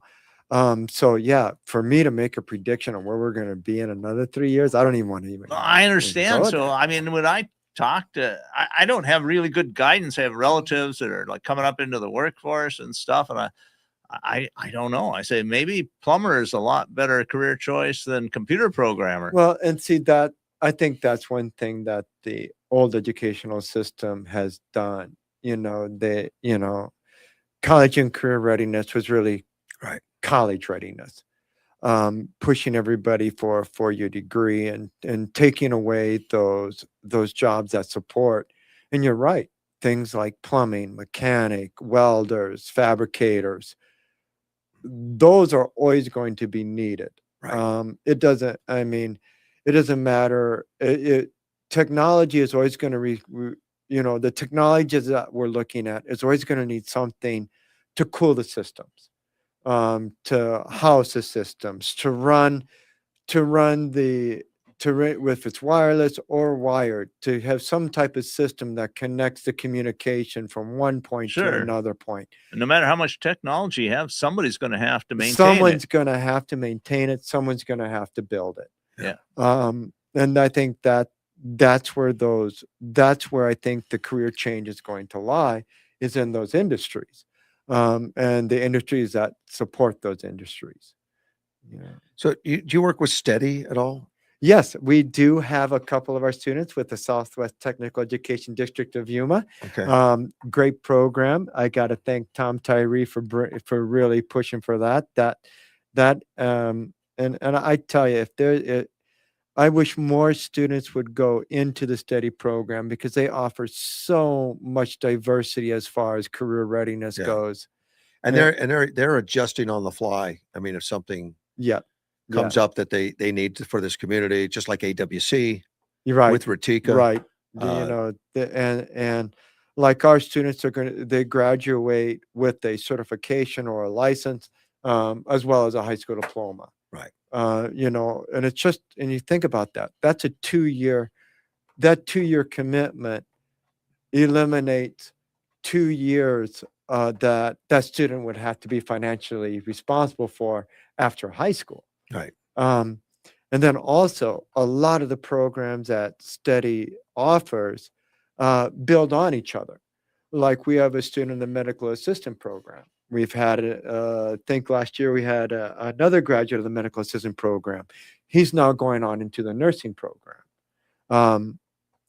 This student, she'll probably either go on to a dentist program or a nursing program, but they have that first 2 years completed upon graduation. So they're getting a 2-year head start over somebody who didn't do that program. And again, I mean, Steady is really a resource in our community that I see as very beneficial. They haven't been here that long. We were the last county Yes. to get that kind of Yes. program. And there was a lot of Yeah. community members that fought and pushed that Yeah. to get that one done. Yeah. And up and running. Now I think has it been 10 years? I think it was 10 years. Yeah.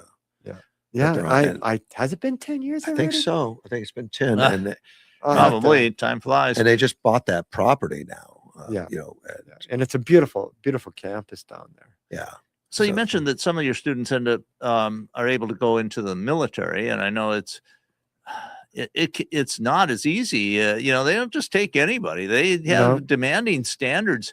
Do you have people that come to your school and talk to students about different military Of course, programs? and- we always invite, we have our mini career camps where we invite our local recruiters to the school, and they'll promote, their service, their yeah, well, their we have, service. there's at least Um, 4, maybe 5. And then of course, we do we do offer a pre-ASVAB learning tool that helps our students adjust, and get ready for the ASVAB.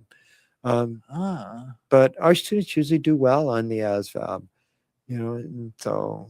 and well, so that gives then them they're more ready to go. choices as to Gives them more choices. of what field they might select, that Yeah. at least, and I don't know. I mean, I'm talking from something 40 years ago when I was in the military, 50 years ago. But I'm wondering if, is that ASVAB test, is it really determinative on a lot of, does it limit and or expand the choices you can make depending on how you do?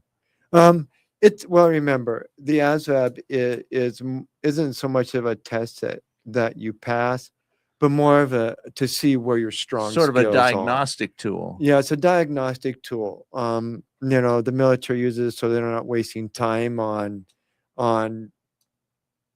training a cadet on something that the cadet just can't do. And so it's really to match, for the military's purpose is to match the skills of the student with what is needed in the military. Right. Yeah. And so And to it's- optimize. yeah. And so it's both. It both expands the opportunities, but it also sets a ceiling on what you can do. Like you were in the military, and so as I. You can always switch jobs once you're in. Right, You just have to keep applying. I like to think of the military as its own little universe. Oh yeah. Where it can train. You might train on one job, but there's always other jobs that you can apply for down the road. Oh And, yeah. you can definitely stay with the one job you were given, but there's always opportunities to do other schools. A lot of my fellow servicemen, they spend almost just as much time in school as they did Oh, yeah. in the actual job, because they just kept going from school to school, which, I think that's great. Well, and the militaries have huge varieties of skill sets and Right. jobs. I mean, there's just so much and the more technological we've gotten, the more specialized they have to be in various areas, Absolutely. All right. Well, Brian, we're gonna have to kick you out. Thank you. I can't believe I did this long. Well, yeah. Well, we're just talking. You're obviously passionate about Yeah. your work and your school, and it's easy to talk about things you're passionate about. I guess so. Well, thank you, gentlemen. Thank you so much, and we appreciate the update. We do. Thank you so much. Appreciate what you do. Thank you. Right. All right. And now it's just me and you, Dean. Oh, the horror. Well, we got we got a phone call coming up though. Yes. Hey, good seeing you, sir. We of course we have Representative Cohen, Michael Cohen, Right. Carbone. I'm sorry, Carbone, Carbone, talking about calling what's in. going on up in the legislature. Well, yeah, we're going to touch on that for sure, but I'm really interested in the data centers. Oh, yes, that's right. And Uh, he has done a fair amount of investigation on it, it sounds like. We see. Speaking of John Horvath, he called, just now. Good- John, good morning. Good morning. How are you, sir? Good morning. Hey, fantastic. I want to say Mr. G did a fantastic job this morning. Well, we tried to trip him And, up, man. It just, he's too smart for us. He seemed to do very, very well. He's obviously passionate, as I said. Yeah.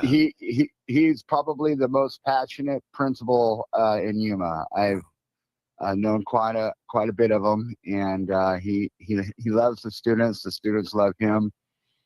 He is a treasure in our community. That's why I wanted him to get out and let the people know that we have such a great principal, and these kids, they're blessed, by it and having him. One thing I need to bring up is the field trips. We go to a lot of different businesses. The kids learn about the school, the businesses, a lot of the family-owned businesses here in Yuma, 4th Avenue Gym, Akron Automotive, just a lot of different places we've gone.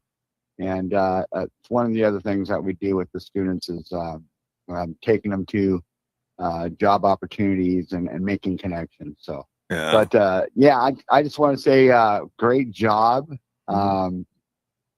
So I will hope see you. some people see it and give you guys a chance. It's a different school than what I had envisioned. It's totally different.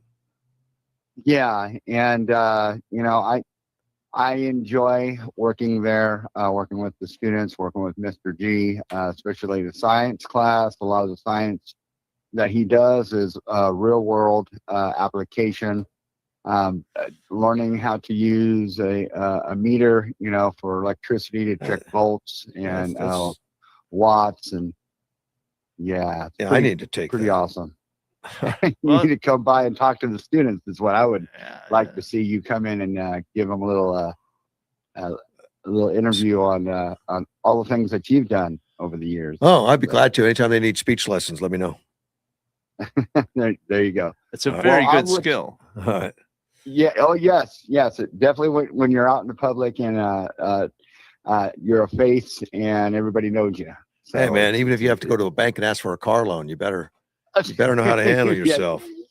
you got to know how to sound confident There you go.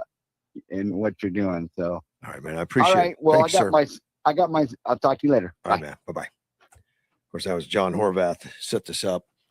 And he was my trainer for a year or two, a couple years on, physical trainer. Oh, okay. And now he's over there working at that school, which is nice. I was just checking my email, make sure that I didn't have anything from Mike Carbone that I should have read before he calls in. Well, he knows you're a busy guy. Oh, I can catch up pretty quickly. Nothing out there. So I should be safe. Well, I thought it was fascinating. I didn't know we had a small school like that in Yuma with that kind of focus. I just didn't know. And there's a few small schools, Vista School, which has been around for a long time, and that's kind of a second chance school. He said he works well with Vista School. Yeah. Okay. For those that can't seem to make it happen at one of our other campuses, Vista schools a second chance or opportunities to fit in.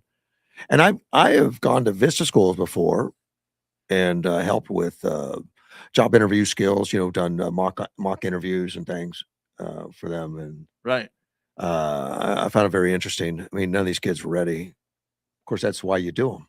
Well, that's exactly is to correct. get them ready. I mean, just to have them understand the dynamics Yeah. of how this works and what interviewers are looking at and what are you trying to accomplish with this interview. I mean, I think that's one of the biggest things is what are you trying to teach the person, the child, the young adult, to focus on what they're trying to get done. Yeah. Well, I used to go to AWC and help with interviews for some of their social classes where they were trying to present to like a state senator or something. So they gave me a title of Senator Clark for the day. Okay. So I would interview them about their program and what it would be doing, what it would do for the city, because they were looking for grant applications and stuff, or money applications and stuff like that. And I guess I was tough on them because I did it like it was a real thing. Ah, There was no coddling them. okay. I expected them to be prepared Yeah. and stuff. And they gave me an award afterwards. And he told me, one of the students told me that the reason they wanted to is because I was such a jerk, Yeah. and that it made them recognize that what they're going to run into in the real world. Well, that makes sense. Makes sense to Of me. course, I wasn't going to give them an E for effort. Right. Be prepared. Well, and I think that a whole lot of young people just don't know what to expect. Yeah, I think so. It depends on if you're coddled.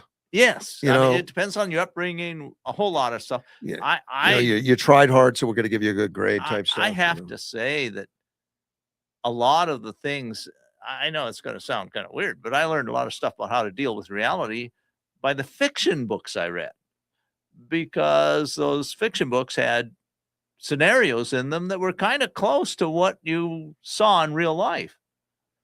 Yeah. So don't assume that the person is going to be friendly and nice and have your best interest at heart. Yes. They don't. But if you're in a school setting all the time, the teachers always want you to do well. Yeah. Well, I mean, I'm not saying that's not correct. I'm just saying that, just for people to understand, to get a broader understanding of some of the social mores in interviews. Yes. I think that there's a lot of people who don't understand, you want to dress reasonably well. We had I've interviewed thousands and thousands of people over my time, for corporate Napa, for my own jobs, my own business and all that. But there's an understanding I've always had that I was told that the best you will ever see the person is the day of the interview. Yeah. That's the best they'll be. And I've had people come in and rip shorts and flip-flops. Right. And I know, this is the best. That's the best they got right now. This is it. Yes. It's a deterrent for the interviewer. It's You not good. expect them to present themselves in the best possible light so they can get what they want. Yeah. Let me have Representative Michael Carbone on. Good morning, sir. Hey, good morning. How are you? I'm doing well. Good to hear from you. How are things at the Capitol now? Have you smoothed it all out yet? And it's all good friends and just like a frat party? Oh, of course. I don't believe you. It's cherries and pie. Hey, and the reason I know I texted you the other day, I'm really interested in these data centers. So I've been trying to inform myself, as you have been, I guess. You actually went and visited one yesterday. Which one did you go to? Or Yeah, not- we had a group of folks and looked at and went to Meta. I had actually toured that already, but yeah, we went and toured Meta out in the Mesa area. Okay. And is that one fairly new, or is it one of the older ones, or do you know? No, it's been around for no, it's fairly new. Let me back up. Yeah, Okay. it's what they call a hyper center. They're the newer technologies, and that's where this debate I think comes from, where you go back to the original data centers maybe 15 years ago, 20 years ago. Yeah. those are not being built anymore. They stopped building those almost a decade ago. Yes, and I guess I'm trying to get a speed on that because there is so much negatives right now on the data centers. There's so much pushback on things that I don't know if they're true, not true, about data centers, about raising the power, the APS bill to using all the water, and those kind of things, and those are real concerns and questions we should be asking. Yeah, they're good questions. However, the reality of it, there's a lot of, at least I'm gonna speak to Arizona because every state's different. Everyone has a different water supply.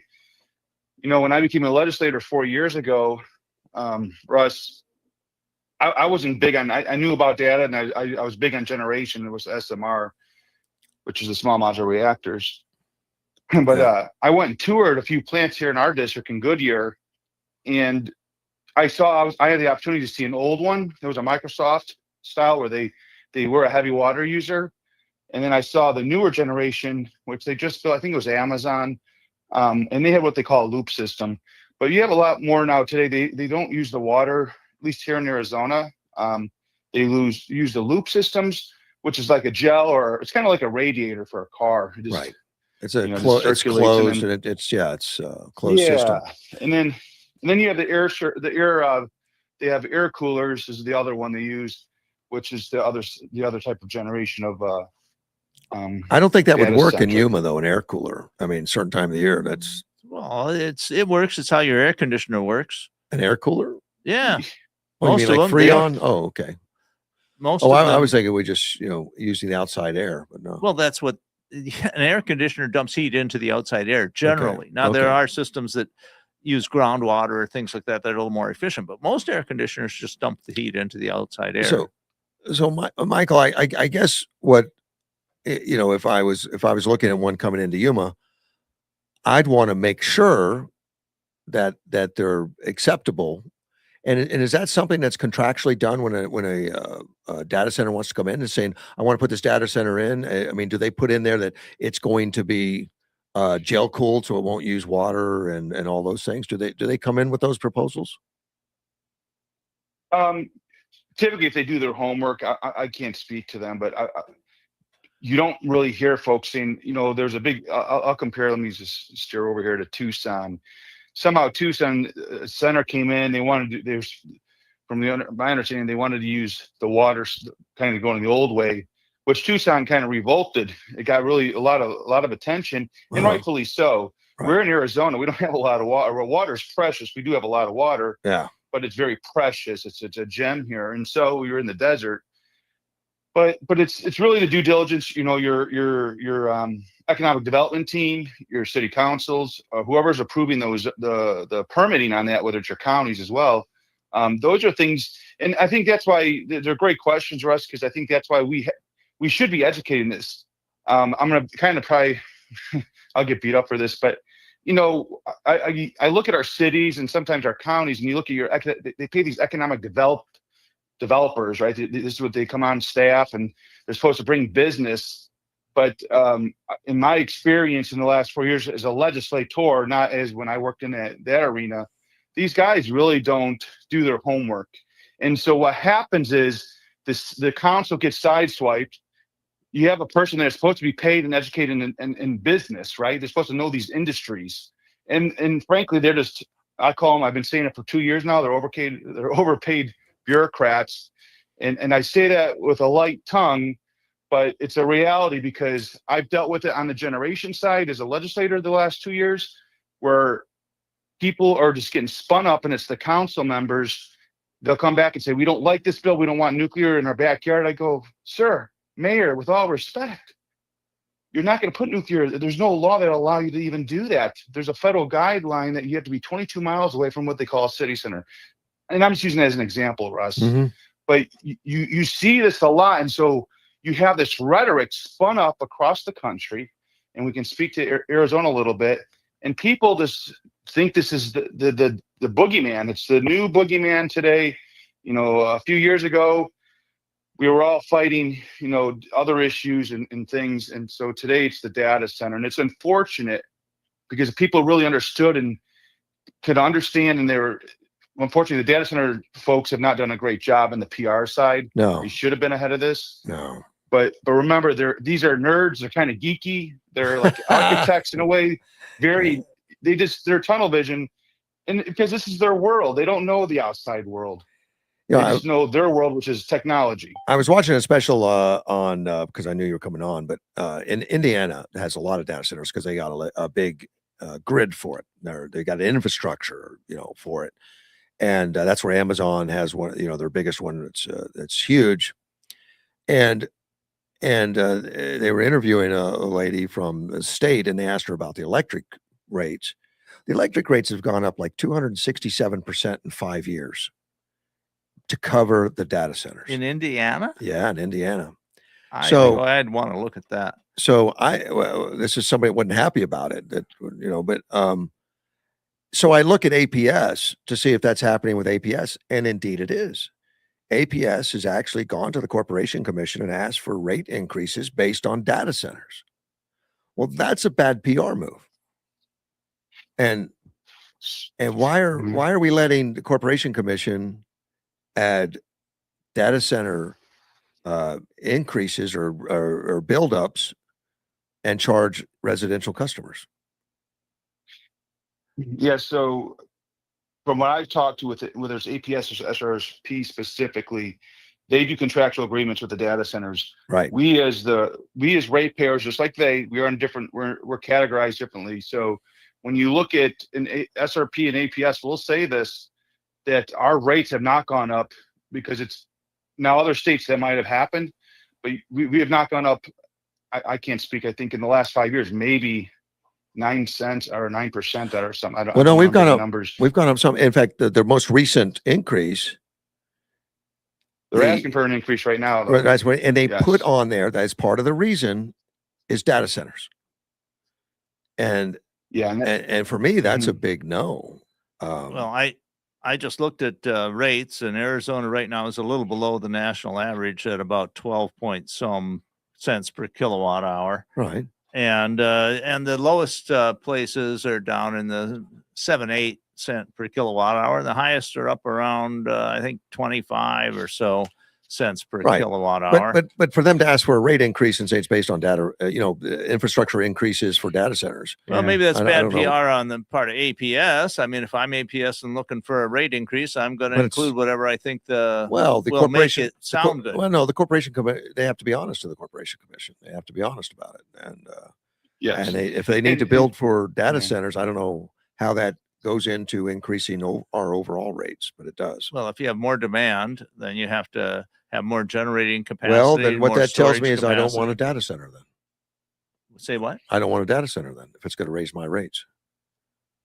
Well, that makes sense. Okay. I don't. I'm not disputing that, but I would like to hear more about. But I heard Donald Trump come out and say that he's pushed programs to say that data centers have to pay for their own infrastructure and all that kind of stuff, or bring their own energy. Well, Correct. yes, and the Yeah. current administration, I think, is doing more than But- any previous administration since probably the 1970s But it hasn't happened to yet. But increase generating power. I want to talk to Corporation Commission and ask why they allowed that in there. That Okay. overall rate Yeah, increases.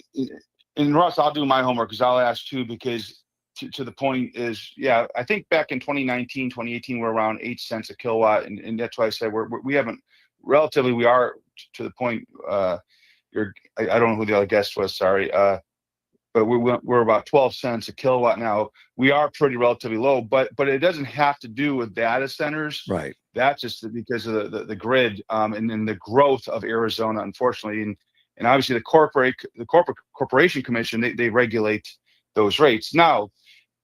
But to the point of like with Trump, nobody should be paying for their energy. That's and as far as I know, to this day, that is not the case. That's why I'll look into that because we shouldn't pay for it. And You Yeah. mean we shouldn't It's- pay it's for their data use. center energy? yeah, but if that's Absolutely not. if that's included in the increase as to why they increased it, that's a concern. And find out for me if that's wrong. But that's what I've been told. No, I will.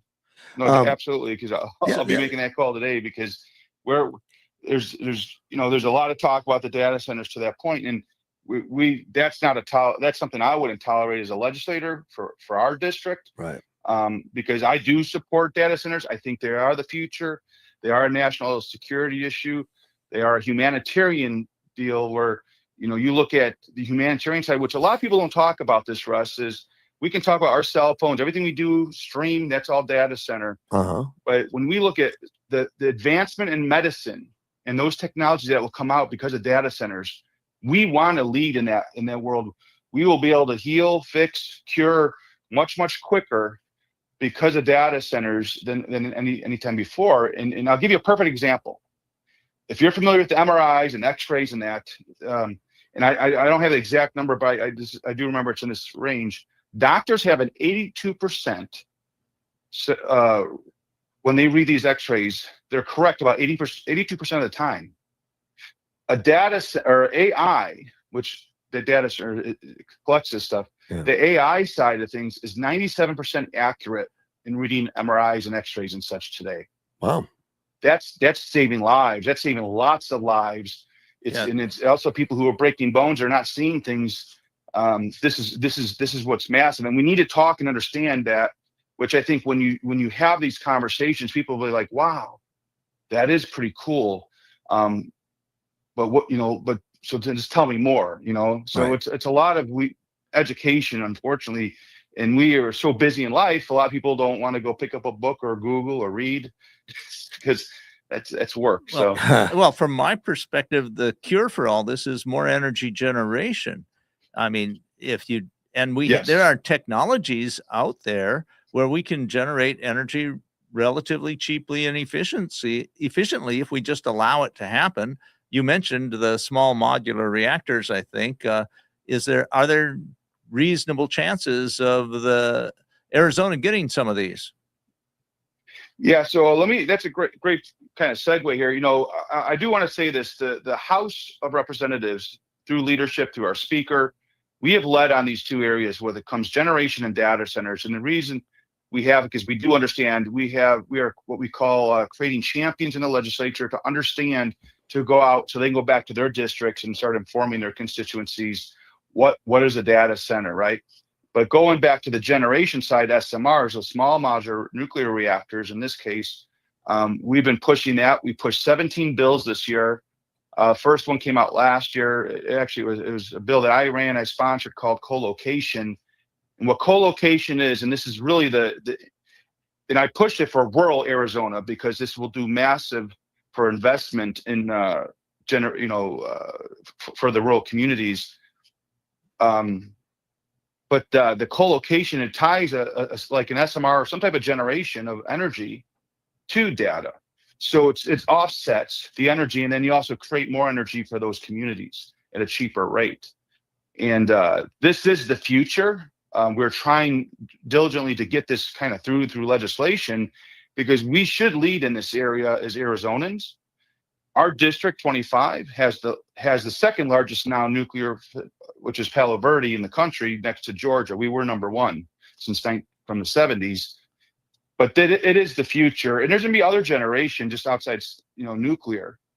You're going to see molten salt reactors. You're going to see fusions coming out through U of A or University of Arizona. They've been studying, and they're going to be they'll be the lead in the country when it comes out, when they figure out how to do fusion. Well, there's several commercial initiatives going on this throughout the nation where they're talking about building pilot plants in operation 3-4 years from now on fusion. Yeah. But that's out in the future. You're correct. That is much further out. What about this local college here in Arizona that wrote a paper? It says it's going to raise the temperature of the city if we put a data center in. Oh man. Yeah, isn't that great?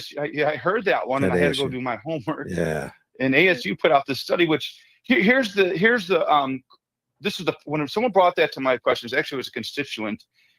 And I said, he said heat islands. I said, I never thought of that. But in the conversation, I said, okay, well, we have YPG, right? Yeah. Well, that's a heat island. That's about 180 degrees on that tarmac, or 150 degrees or something. 150. I go, yeah, we have, Dole. We have all these, which is a refrigerator, big box for refrigerator down there. We have all these, anything that with concrete, school districts. these are heat islands. If you want to talk about that. So look, it's fair to call it, and if you want to pick on it, okay, it's a heat island. But I'll give you right here in the 303, all these industrial buildings are all heat islands. So, whether it's a data center or UPS industrial or FedEx industrial building, they're all heat islands. It's not going to raise the temperature of Arizona. No, It's not even going to raise the temperature of Yuma any measurable amount. Yeah. Well, but yeah, what's there are interesting heat is islands, but that's just right in the location where they are. And urban areas in general are heat islands because of all the streets and the lower level of go. vegetation Downtown and everything Phoenix. else. So, but I mean, to claim a data center is going to raise the temperature of the general area 2 degrees. Well, maybe if you're within 6 inches of the walls of the data center, that might be right. I also heard that they're not going to bring a lot of full-time jobs, which I don't know if that's a stumbling block, but if it's 40, 50 jobs, that's 40, 50 jobs we didn't have, and it does bring a tax base. Yeah, so the old data centers, and here, so we did a study last summer. Our staff did a phenomenal study. It was very difficult for them because some of these guys aren't experts, but they're becoming experts in it. The average right now, if you take all the data centers, we have 196 data centers in the state of Arizona. We're ranked number 2 in the country to Virginia. Virginia's ranked number 1. And when you combine all of them, the average data center creates about 30 jobs, okay? But those are the old ones blended in with the new ones. But if you look at the new ones, they're creating about 150 to 200 plus jobs per facility.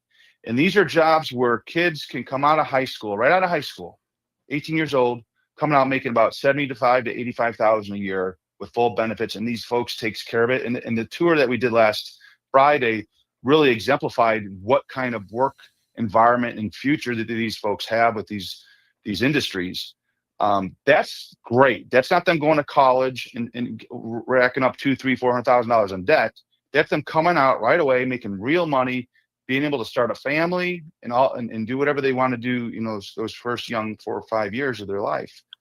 But why do they need more jobs? I mean, there's more technical stuff to check equipment or something, or. Yeah, so the data center, they keep these folks busy. When you go in there, it's all these servers, right? And so they do swap out those servers about every 3 years because of the technologies that they advance. When you talk about like the NVIDIA chips, right? These things they run better, they run cooler, they run faster, and they're always swapping out. That's how advanced technology is moving now. And so when they do that, they're able to cool the systems better.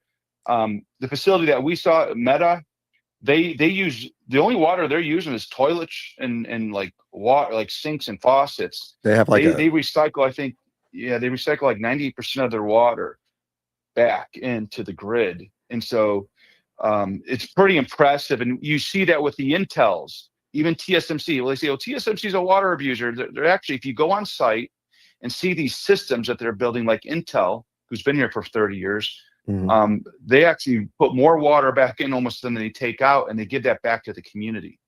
So it's a great public-private partnership when it comes to sewer and water.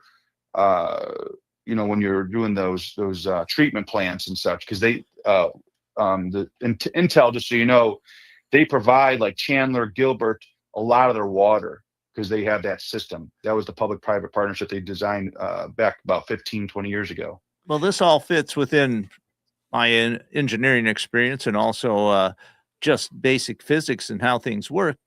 I've been reading a little bit that some of our, adversaries have been funding some of this activity that is denigrating data centers and ginning up,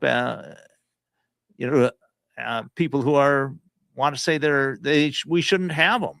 I mean, do you find that to be true? Have you found anything to say that, some of this opposition to data centers is actually being funded by people from overseas? Yeah, that goes back to about 1.5 years ago. I started asking the questions in this industry. I almost feel like politically there's some outside forces influencing this conversation. Like we've seen this now for about 15, really since Obama started it, right? Maybe you're starting to see, yeah, maybe even before. But you're right. And so a year ago summer, I was out. Where was I? I was at a conference on this, and I learned about these two billionaires. One's a billionaire in China. He's getting, I think, more notoriety, but he's been around. People have been hearing about. I didn't know about these guys. And I think Fox News just did a story last week because someone sent me the story, the video on it. But the other billionaire, which was really interesting, is this billionaire out of Switzerland, a young kid, born into a very wealthy family, but just hates America. And these two guys are the ones that are promoting this to all the NGOs and folks, and to our country. I wish the media would talk more about this to educate the public. But I do have some articles I actually could send you all, Russ, if you want. The one story about the two billionaires, but it talks specifically more on the Switzerland billionaire. And because it's a race, whoever wins in this space, whether it's Russia, China, or us, and that's who we're competing with. It's kind of a game over. That's Right. how serious this is. Yeah, but people don't want it in their backyard. You get the NIMBYs out there. Don't put it Well- in my backyard, but I don't see the big deterrent really. Right, but that's being Yeah. ginned up by these foreign opposition who are funding people to try to convince them that they shouldn't have it in their backyard. I mean, if you're going to have any kind of industry in your backyard, I can't think of a better one than a data center. There's virtually no pollution, no noise. I mean, it's a very, Wow. very clean, quiet operation generally. Yeah. Well, yeah. Early on, people were telling me they had toxic chemicals they were dumping and all kinds of stuff. It was just ridiculous stuff being said about them, just not true. Yeah, you're right, Russ. Yeah. You know, if you look at Iran, the Iranian, right in the first couple of weeks of the Iranian conflict that we're in, Iran bombed, I think it was 2 or 3 data centers. I don't remember what countries. One was Anthropic. I think one was, it might have been, I can't remember if it was Meta, and I can't remember the other one, but they destroyed them. And last summer, before this conflict, I think it was July, it came out, Qatar, UAE, and Saudi Arabia, those 3 Middle Eastern countries, they want to invest $1 trillion into America, into AI, data centers, and generation. They know because we are safe. That's the economics of America. Yeah. We should build, make, and create as much as we can, and then export that out, right? And we have a lot of Trump's open what we have a Trump lot of brought back. open space. We do. In Arizona particularly, we have a lot of open space. Correct. Yeah. It'd be ideal for those kind of things. We got a lot of things that we could do. But I understand Indiana is one of the big ones right now that they're building a lot in Indiana. Because they did. It's funny. I haven't heard of Deanna's name, but I wouldn't be surprised.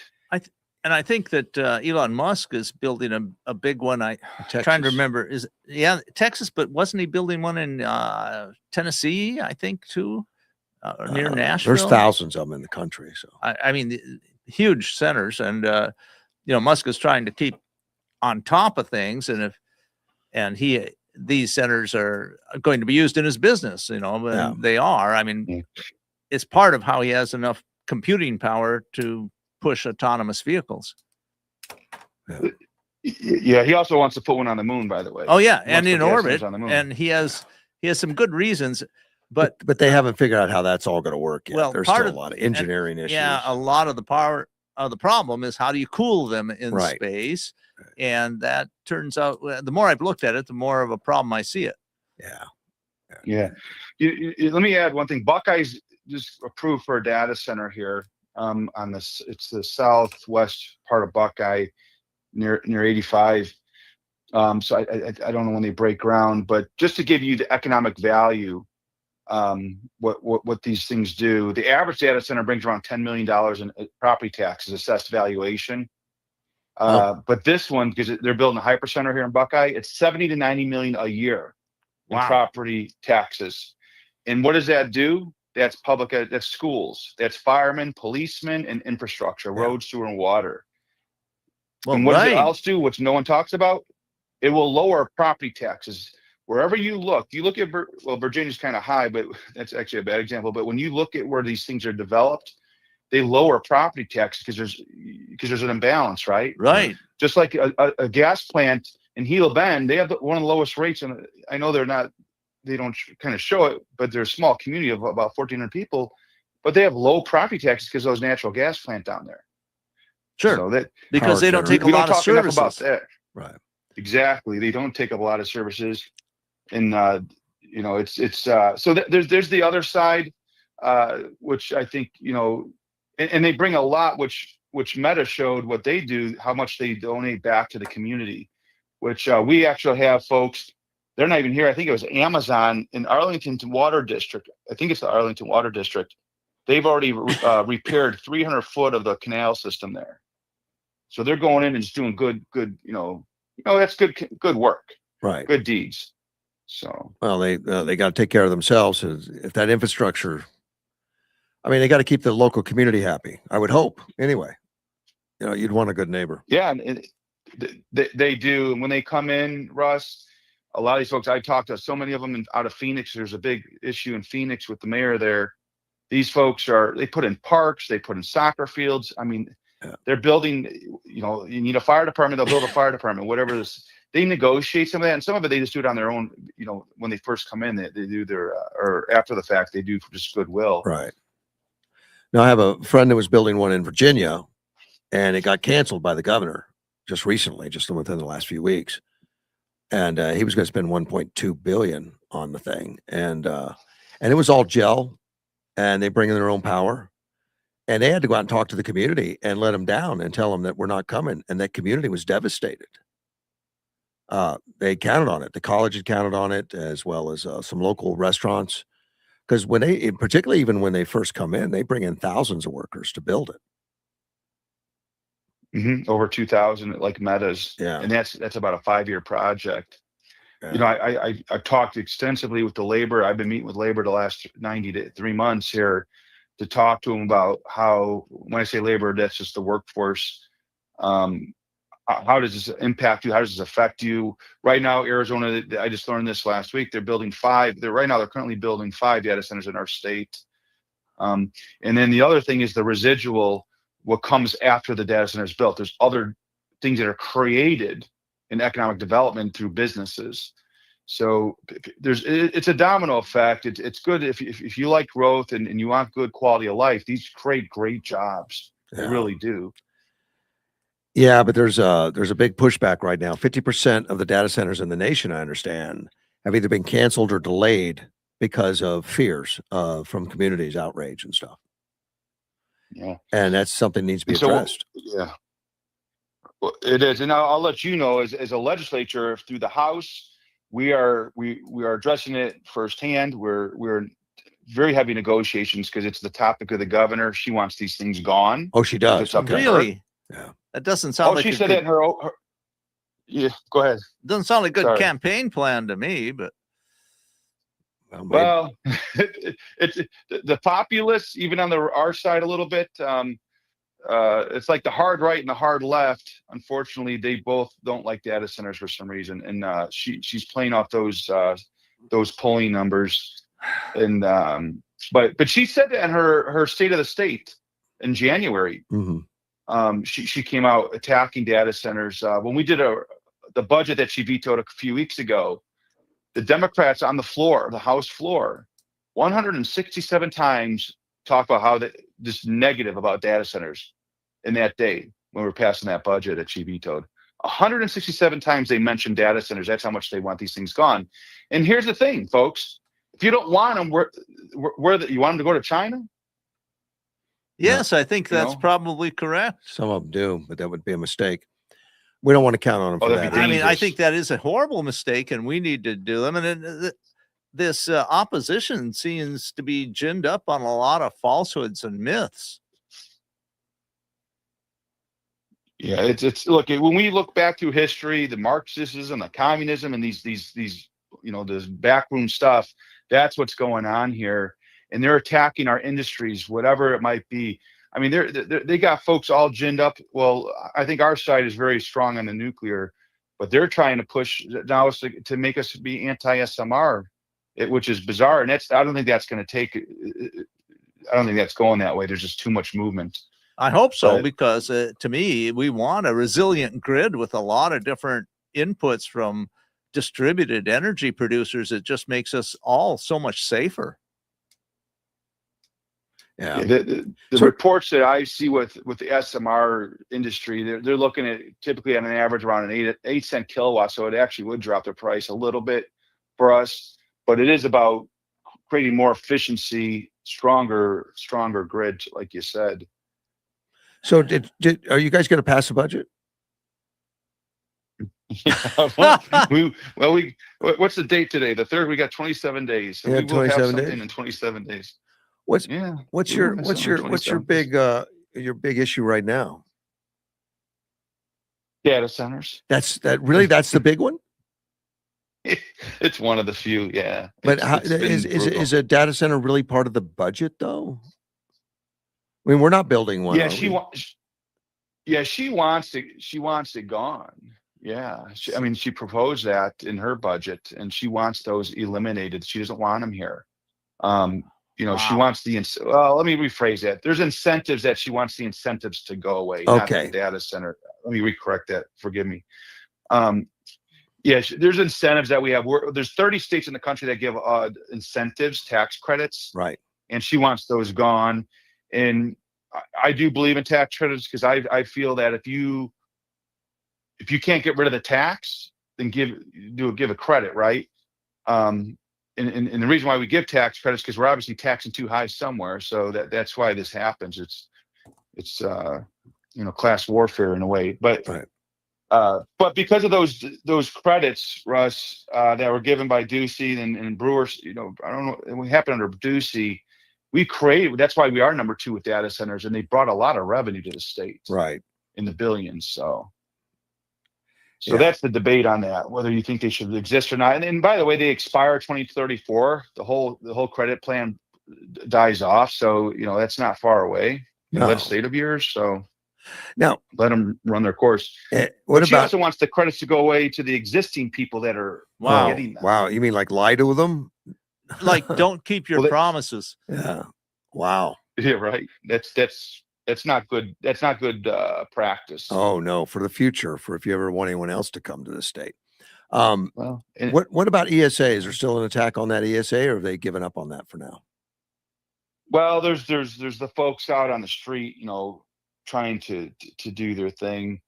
I mean, well, we're going to protect those 100%. So, But there is a movement going on. Outside unions coming in and trying to get this petition so they get the proposition on the ballot. Right. To basically, it's not to eliminate the ESAs. I don't know how much you're aware, but it's to really regulate them, over-regulate them like we do To where they in a become lot a- of areas. yeah, I maybe Russ, you could just, for people who don't always watch the show, explain what ESA is to do with education, right? Yeah, that's with the homeschoolers that get reimbursed, or religious schools, private schools, all those kind of things. And it's basically they get 7,500 per student, approximately maximum, versus 1,500 or 15,000 per student. Right. So they So- get about half Yeah. of what it cost us for official public Right. education. Right. And, And it people are saying produces- that's bankrupting us. It's been doing a good result from what I hear. Yeah, it's very popular. Yeah. Empowerment scholarships account. And you're right. It's the media. There's a news, I forget what station, it's like 15 or 12 or something. This guy, he said there's like 30% fraud, and it's just Wow. so false. It's like 0.002, and it's not fraud. It's people trying to purchase things they're not allowed to buy. And it doesn't get through. And so Yeah. it doesn't get through. Some of it does now, but the policy, anything under 2,000, they kind of just whip through, because just to clear through. And then when I say clear through their accounts, if I put in a purchase that's under 2,000, I'll get an automatic approval as a parent or whoever's asking for the reimbursement. And then if you found something that shouldn't have gotten done, you can go back and withhold their money and all this stuff. So it's a very good system.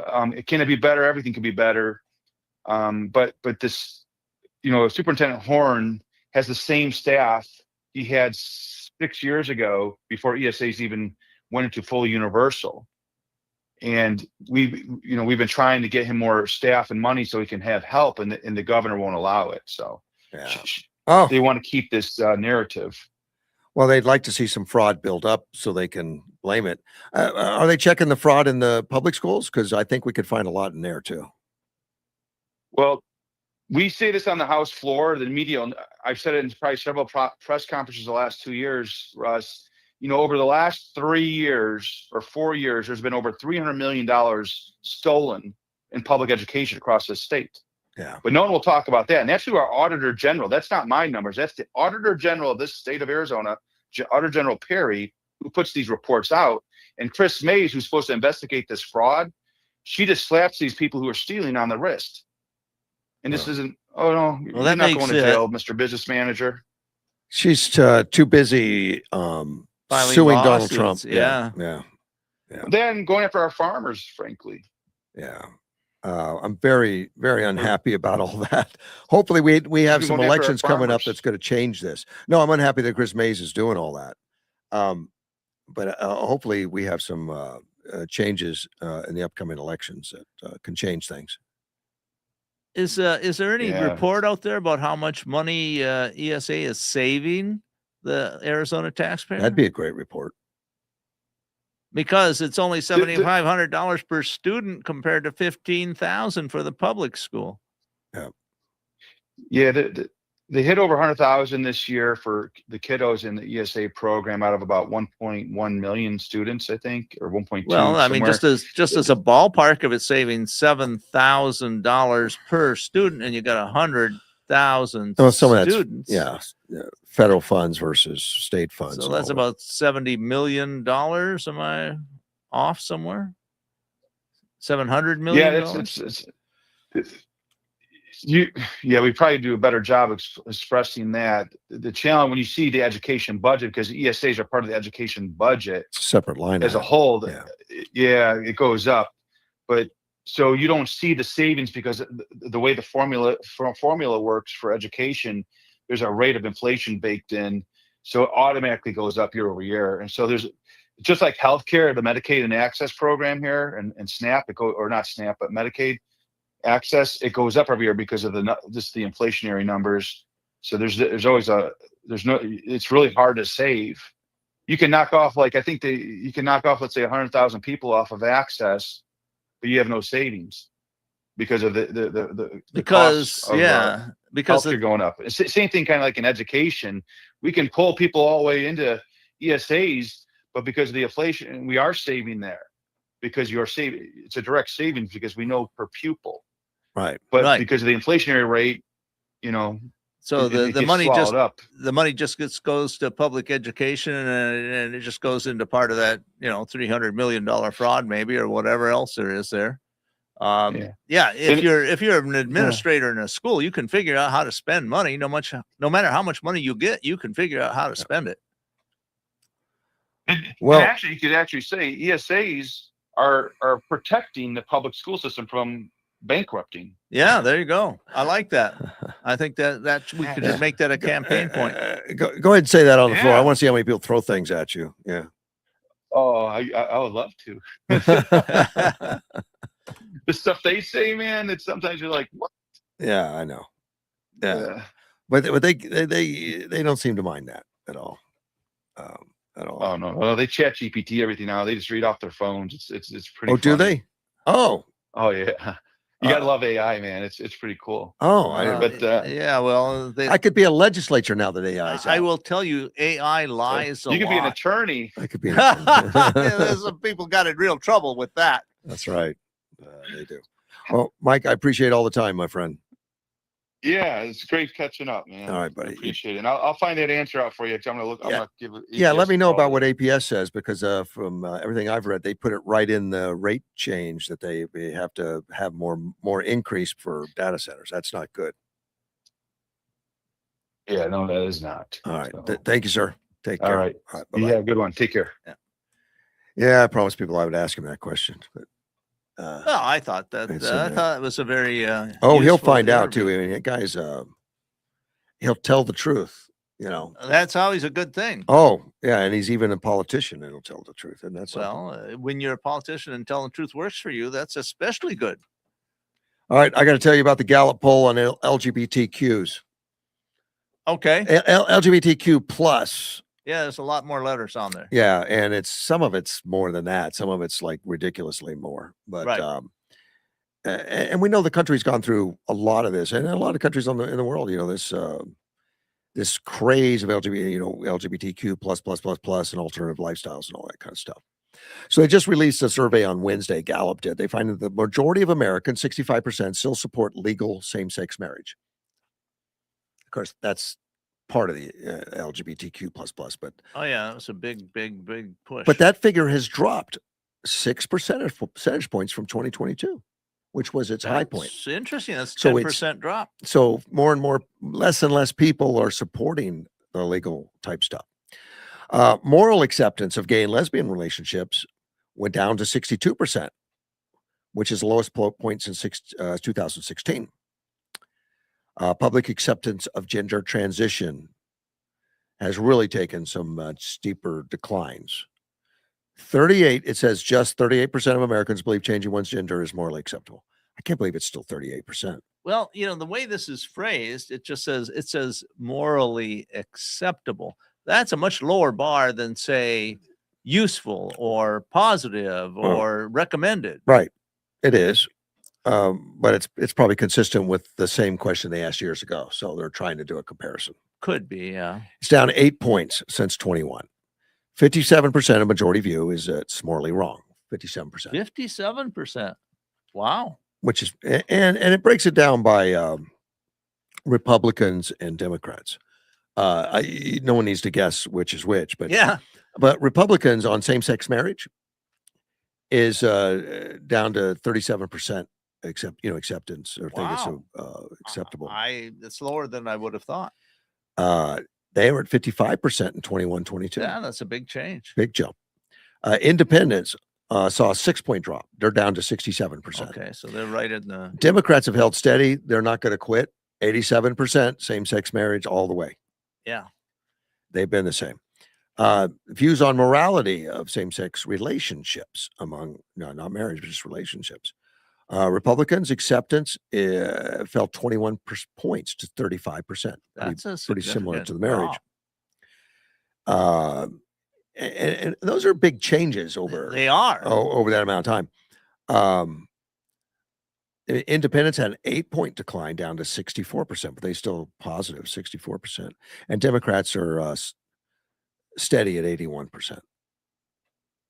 So the difference between Democrats and Republicans really stands out on It this. does. DEI, same-sex marriage, all that kind of stuff. Right. Gender transition. 5% of Republicans view change one's gender is morally accepted. 5%. Wow, that's a really tiny Yeah, amount. that Frank comes in as Francine the next day is only 5% of the Republicans say that's acceptable. 42% of independents and 60% of Democrats. Interesting. Yeah, 60%. Well, think you could be Frank one day and Francis the next. right. I mean, this is at the very core of worldview. Yeah. You know, where essentially conservatives are saying you were born a sex, and if you think you're not that sex, it's a mental problem. Yeah. And whereas on the other side, on the far left side, if your sex is completely malleable, it's whatever you want it to be, whenever you want it to be. That I think the conservative side is closer aligned with reality. The this Gallup poll gives a summation that Americans have become more supportive of gay marriage over the last 20 years, but it's dropped marginally every year since 24. Well, that's only 2 years. Yeah. That. Right. But I mean, it's not even 2 years. We're in the middle of 26 right now. right. But in 2 years, I mean, in a short amount of time, it's been dropping significantly. And, Yeah. and for 20 years, it was supportive, and it's becoming like we made a mistake. Yes. Well, and I think because more truth is getting out there. I mean, when I read the studies, they do not show any significant positive result for these surgeries. I Yeah. mean, people have the surgery, and then as a percentage, they have just as many, if not more, suicides and bad results. So, Yeah. Moral approval of gay and lesbian relationships in 2001 was 40%. 2022 was 20 or 71%. But now just in 23, it dropped to 64. It's been on the decline all of a sudden. It just kind of flipped its direction. well, it shows a rather meteoric rise, and now a somewhat Well, from 40 to precipitous fall. 71, That's huge. that's a big rise. But then all of a sudden in 1 year, it dropped quite a bit from 71 to 64 in 1 year. Well, that's 5% or 7%. Yeah. So that's it is a significant drop, and maybe we will see more of that happening. yeah. So we'll see where it's all going, but we are changing. There's still We are in tremendous flux. Yeah. I mean, that is absolutely true. I think that the times are changing extremely rapidly. FBI is charging 35 people in West Virginia on drugs and firearm operation. And they think it's a big deal. In fact, Kash Patel's talking about it. And these are offenses that they've been investigating for a year in West Virginia. Right. The FBI Pittsburgh, FBI Baltimore, and the operation's called Turf War. Started back in 25, which is the new FBI. They're no longer going after PTA parents for not agreeing with the Right. school. But I'm hearing a little disconnect. Pittsburgh, Baltimore, West Virginia. Well, they launched it in early 25 along the Eastern Panhandle. I guess Eastern Panhandle. They're including West Virginia in that. Okay, maybe it's Pittsburgh and Baltimore were earlier efforts, and now West Virginia. Well, is ramped up. I think the way they're framing it here is they're all It's all part grouping of the together. same It's all part of the operation, same huh? operation. Okay. The operation resulted in seizure and illegal firearms, narcotics, along with forfeiture of procedures. And Kash Patel, and he says Operation Turf War was this FBI answering the call of a community that needed it the most. This was a massively successful operation right in West Virginia, and nearly 36 individuals arrested using sophisticated techniques, confidential informants, and precise calibrations across the entire FBI enterprise with our part about everybody. Exactly what the partnerships are supposed to look like. Coordination with the Martinsburg Police Department, SWAT team, Jefferson County SWAT, Home Security Investigation SWAT. And FBI also launched Operation Summer Heat 2.0, renewed version of an initiative led last year by then Deputy FBI Director Dan Bongino, which arrested nearly 9,000 nationwide. The effort will run through September 20 and focus on partnerships with state and local law.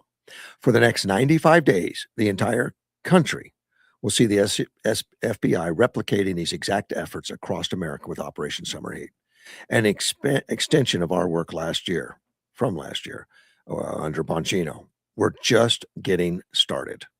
And according to the FBI's last year, Operation Summer Heat resulted in more than 8,600 arrests, nearly 7,750 search operations, and seizure of 2,280 firearms, more than 44,560 kilograms of cocaine. And this year, the operation will be conducted on a larger scale with federal officials working alongside state and local partners to identify and disrupt local violent criminals. So he sounds pretty excited that this is just the tip. Well, and it does seem focused on what I'd call drug dealing, because you're talking significant amounts of cocaine per arrest. That's a here. lot. Well, That's a lot. And of course, the statistics may be biased a bit by a few really large seizures, but it looks like that's what they're going after. But he says it's nationwide, so every state, everywhere. Right. Yeah, I worked with a guy in Delaware when I worked frozen food warehousing. He was a guy that got out of jail. He was, rehabilitated out of jail. He got arrested on drug charges. He said that he was, he told me some of his prison experience and stuff because I was kind of curious, like, how do they treat you in prison? No, well, it's not good. Right. but he said he was dealing in drugs for 3 years with acquaintances, friends, and they had a really big enterprise going. And he said, I had no idea until I got to court. They knew they had a complete itinerary of every move I made in 3 years. They wrote down everything I did I thought everything was unnoticed, not being seen. I Right, was right. I was careful. I was anonymous. He said everything I did, those guys brought it up in court on which days I did them, and I was just shocked. I mean, how do you know which room I was in, where I was? But they knew more about me than I did. Yeah. And with today's digital society, it's easier and easier to collect that information. It's so hard to be private nowadays. Well, it spooked that guy. Yeah. He was still just kind of in shock about the whole thing. Like, there's no secrets, Russ. Yeah. They knew everything about me. Well, and I guess they must have had other people, Well, a lot of it's from informants.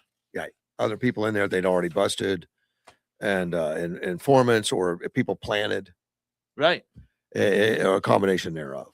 But there is no trick. So if Kash Patel's really drilling down on it, and he's been at it, and keep in mind, this all started since Trump got back in office. Right. Because the focus of the FBI before was a total different deal. Correct.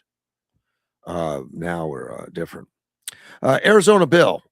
I should ask Mike about this. It's going to allow homeowners to install backyard shade structures despite HOA. Man, these HOAs have got to be screaming, buddy. Oh, I would think. I would think. I yeah. mean, this is like a private contractual arrangement, and now there's a potential bill on it. That's kind of interesting, unusual. Well, this comes from a fight that was in Chandler couple 4 years ago, nearly 4 years ago, built a shade in their backyard. Right. And they complied with all the city zoning and all that kind of stuff and checked it all out and all complied. And the HOA comes up and says, nope, can't do it. But yet it was in compliance with all the state codes and all that Right. stuff. But the HOA have their own standards, and They do. sometimes they're not all that clear. No, and you get a Karen in there that's running things, and they're looking for you. Well, and there are personality conflicts. that Yeah, happen. there's all that stuff. So they're looking at a bill that would let homeowners, like if it's legal, the state allows it and says, you met the setback requirement, you met the Right. construction requirement, the permit requirement, you're good. The HOA can't say no. And I So, think, I mean, is that strictly state requirements they're saying? Because there's also county codes. There's, oh wow. There's I- city codes.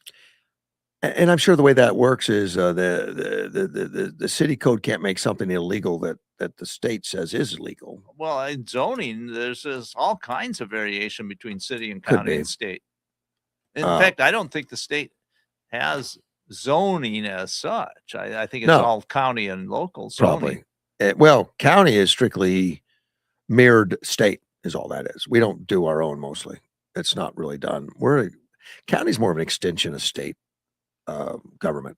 That's why when I was reading the local zoning in Yuma County, it appeared to me that Yuma County was different than other counties. possible, but that's not the norm. I mean, it's not the norm to have parks and recreation, but there's some exceptions.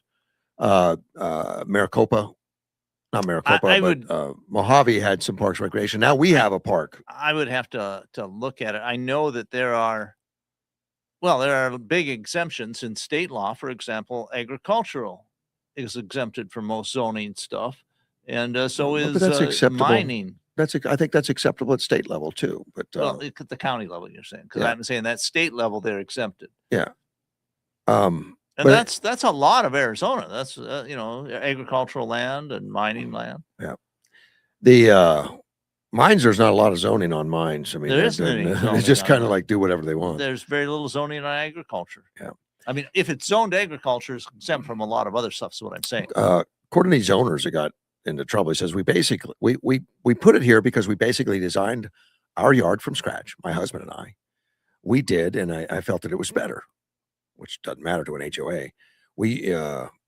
It was outside in the cooler months and all that kind of stuff. We usually set up like a splash pad around the gazebo and toys and just play and all that. We built out our platform. As a reminder, we almost had,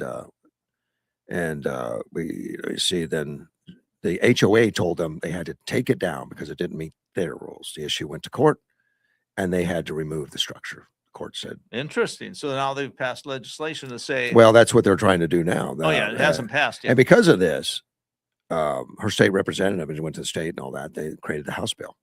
I just don't understand. Shade is gone. Gosh, it's just one of those human rights things. It's like, come on, we're just asking for shade in Arizona of all places.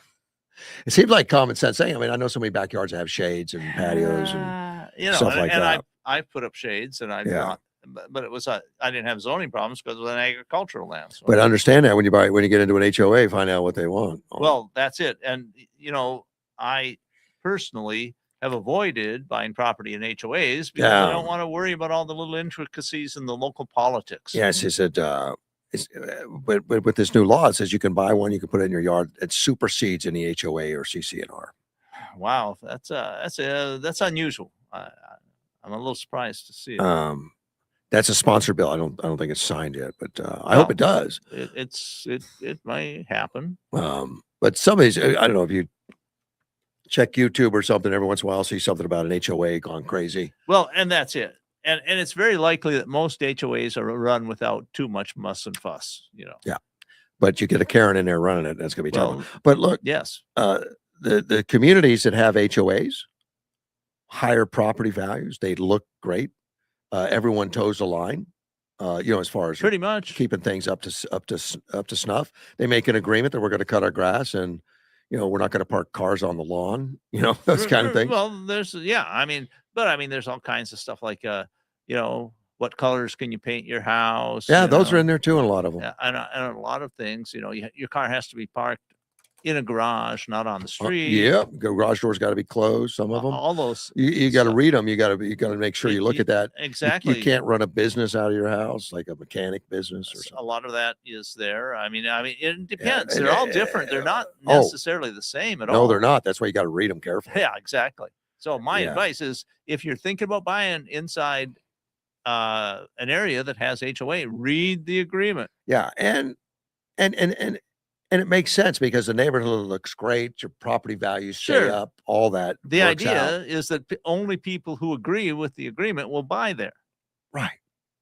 I wonder if you could do an HOA on a property that doesn't have one. Can you institute it? I would think you could if all of the property owners agree, but anyone could veto it. Does it take all? I don't know. Well, yes, because if you're not in the agreement, you didn't buy into it, then you have to agree to it. Otherwise, it has no validity. When you want to do, let's say that the community wants to put a park in, you could solicit through the county. You can ask for a special taxing zone. Sure. And you have to go, and all the neighbors would be informed, and all would have to vote for or against the special taxing zone. You only need 51%. Right, but that's a political power action. That's not a private contract. And correct. And I don't know if HAO would work the same. HOAs are private contracts. That's the difference. Now, you could go to the zoning commission and say, we want these zoning changes in this property, and we want the zoning commission to vote on it, and we want them there, and the zoning commission could install them and just do it. The zoning commission is not a workforce that goes around. It's a governmental agency. But they don't go around looking for people. They're not supposed to.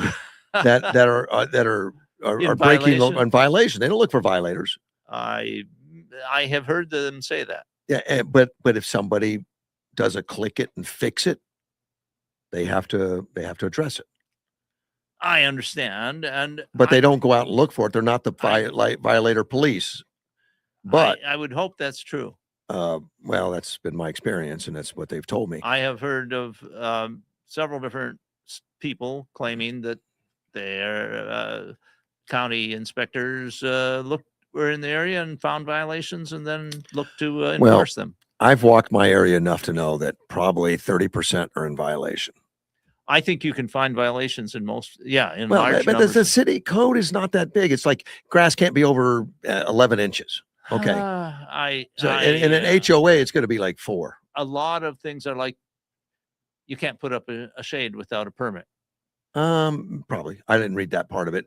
Oh, but you can't park a lawn. Oh, you can't park a car on the lawn. Right. That's a city code. And there's Do you know how many cars are on lawns in my neighborhood? Well, are you complaining? I No, think. no, no. I'm not clicking it or fixing it. Okay. But some of it's just pretty. A it's lot of pretty it is basic. It's kind of not- basic, and it's then you not- get some that's more esoteric. It all Yeah. depends. And same with a RV. You can't park an RV on the grass. Right. You have to park it where it's on a paved area, and it has to be back from the road or something. But you can have them. You just can't put Yeah, them on the and grass. I think that's a city code. I don't think that's City code. county. No, it's a city. Right. And also, you can't park them on the lawn on the street. You can't park an RV on the street. For very long. You got 24 hours if you're loading or unloading, getting ready for a trip. Right.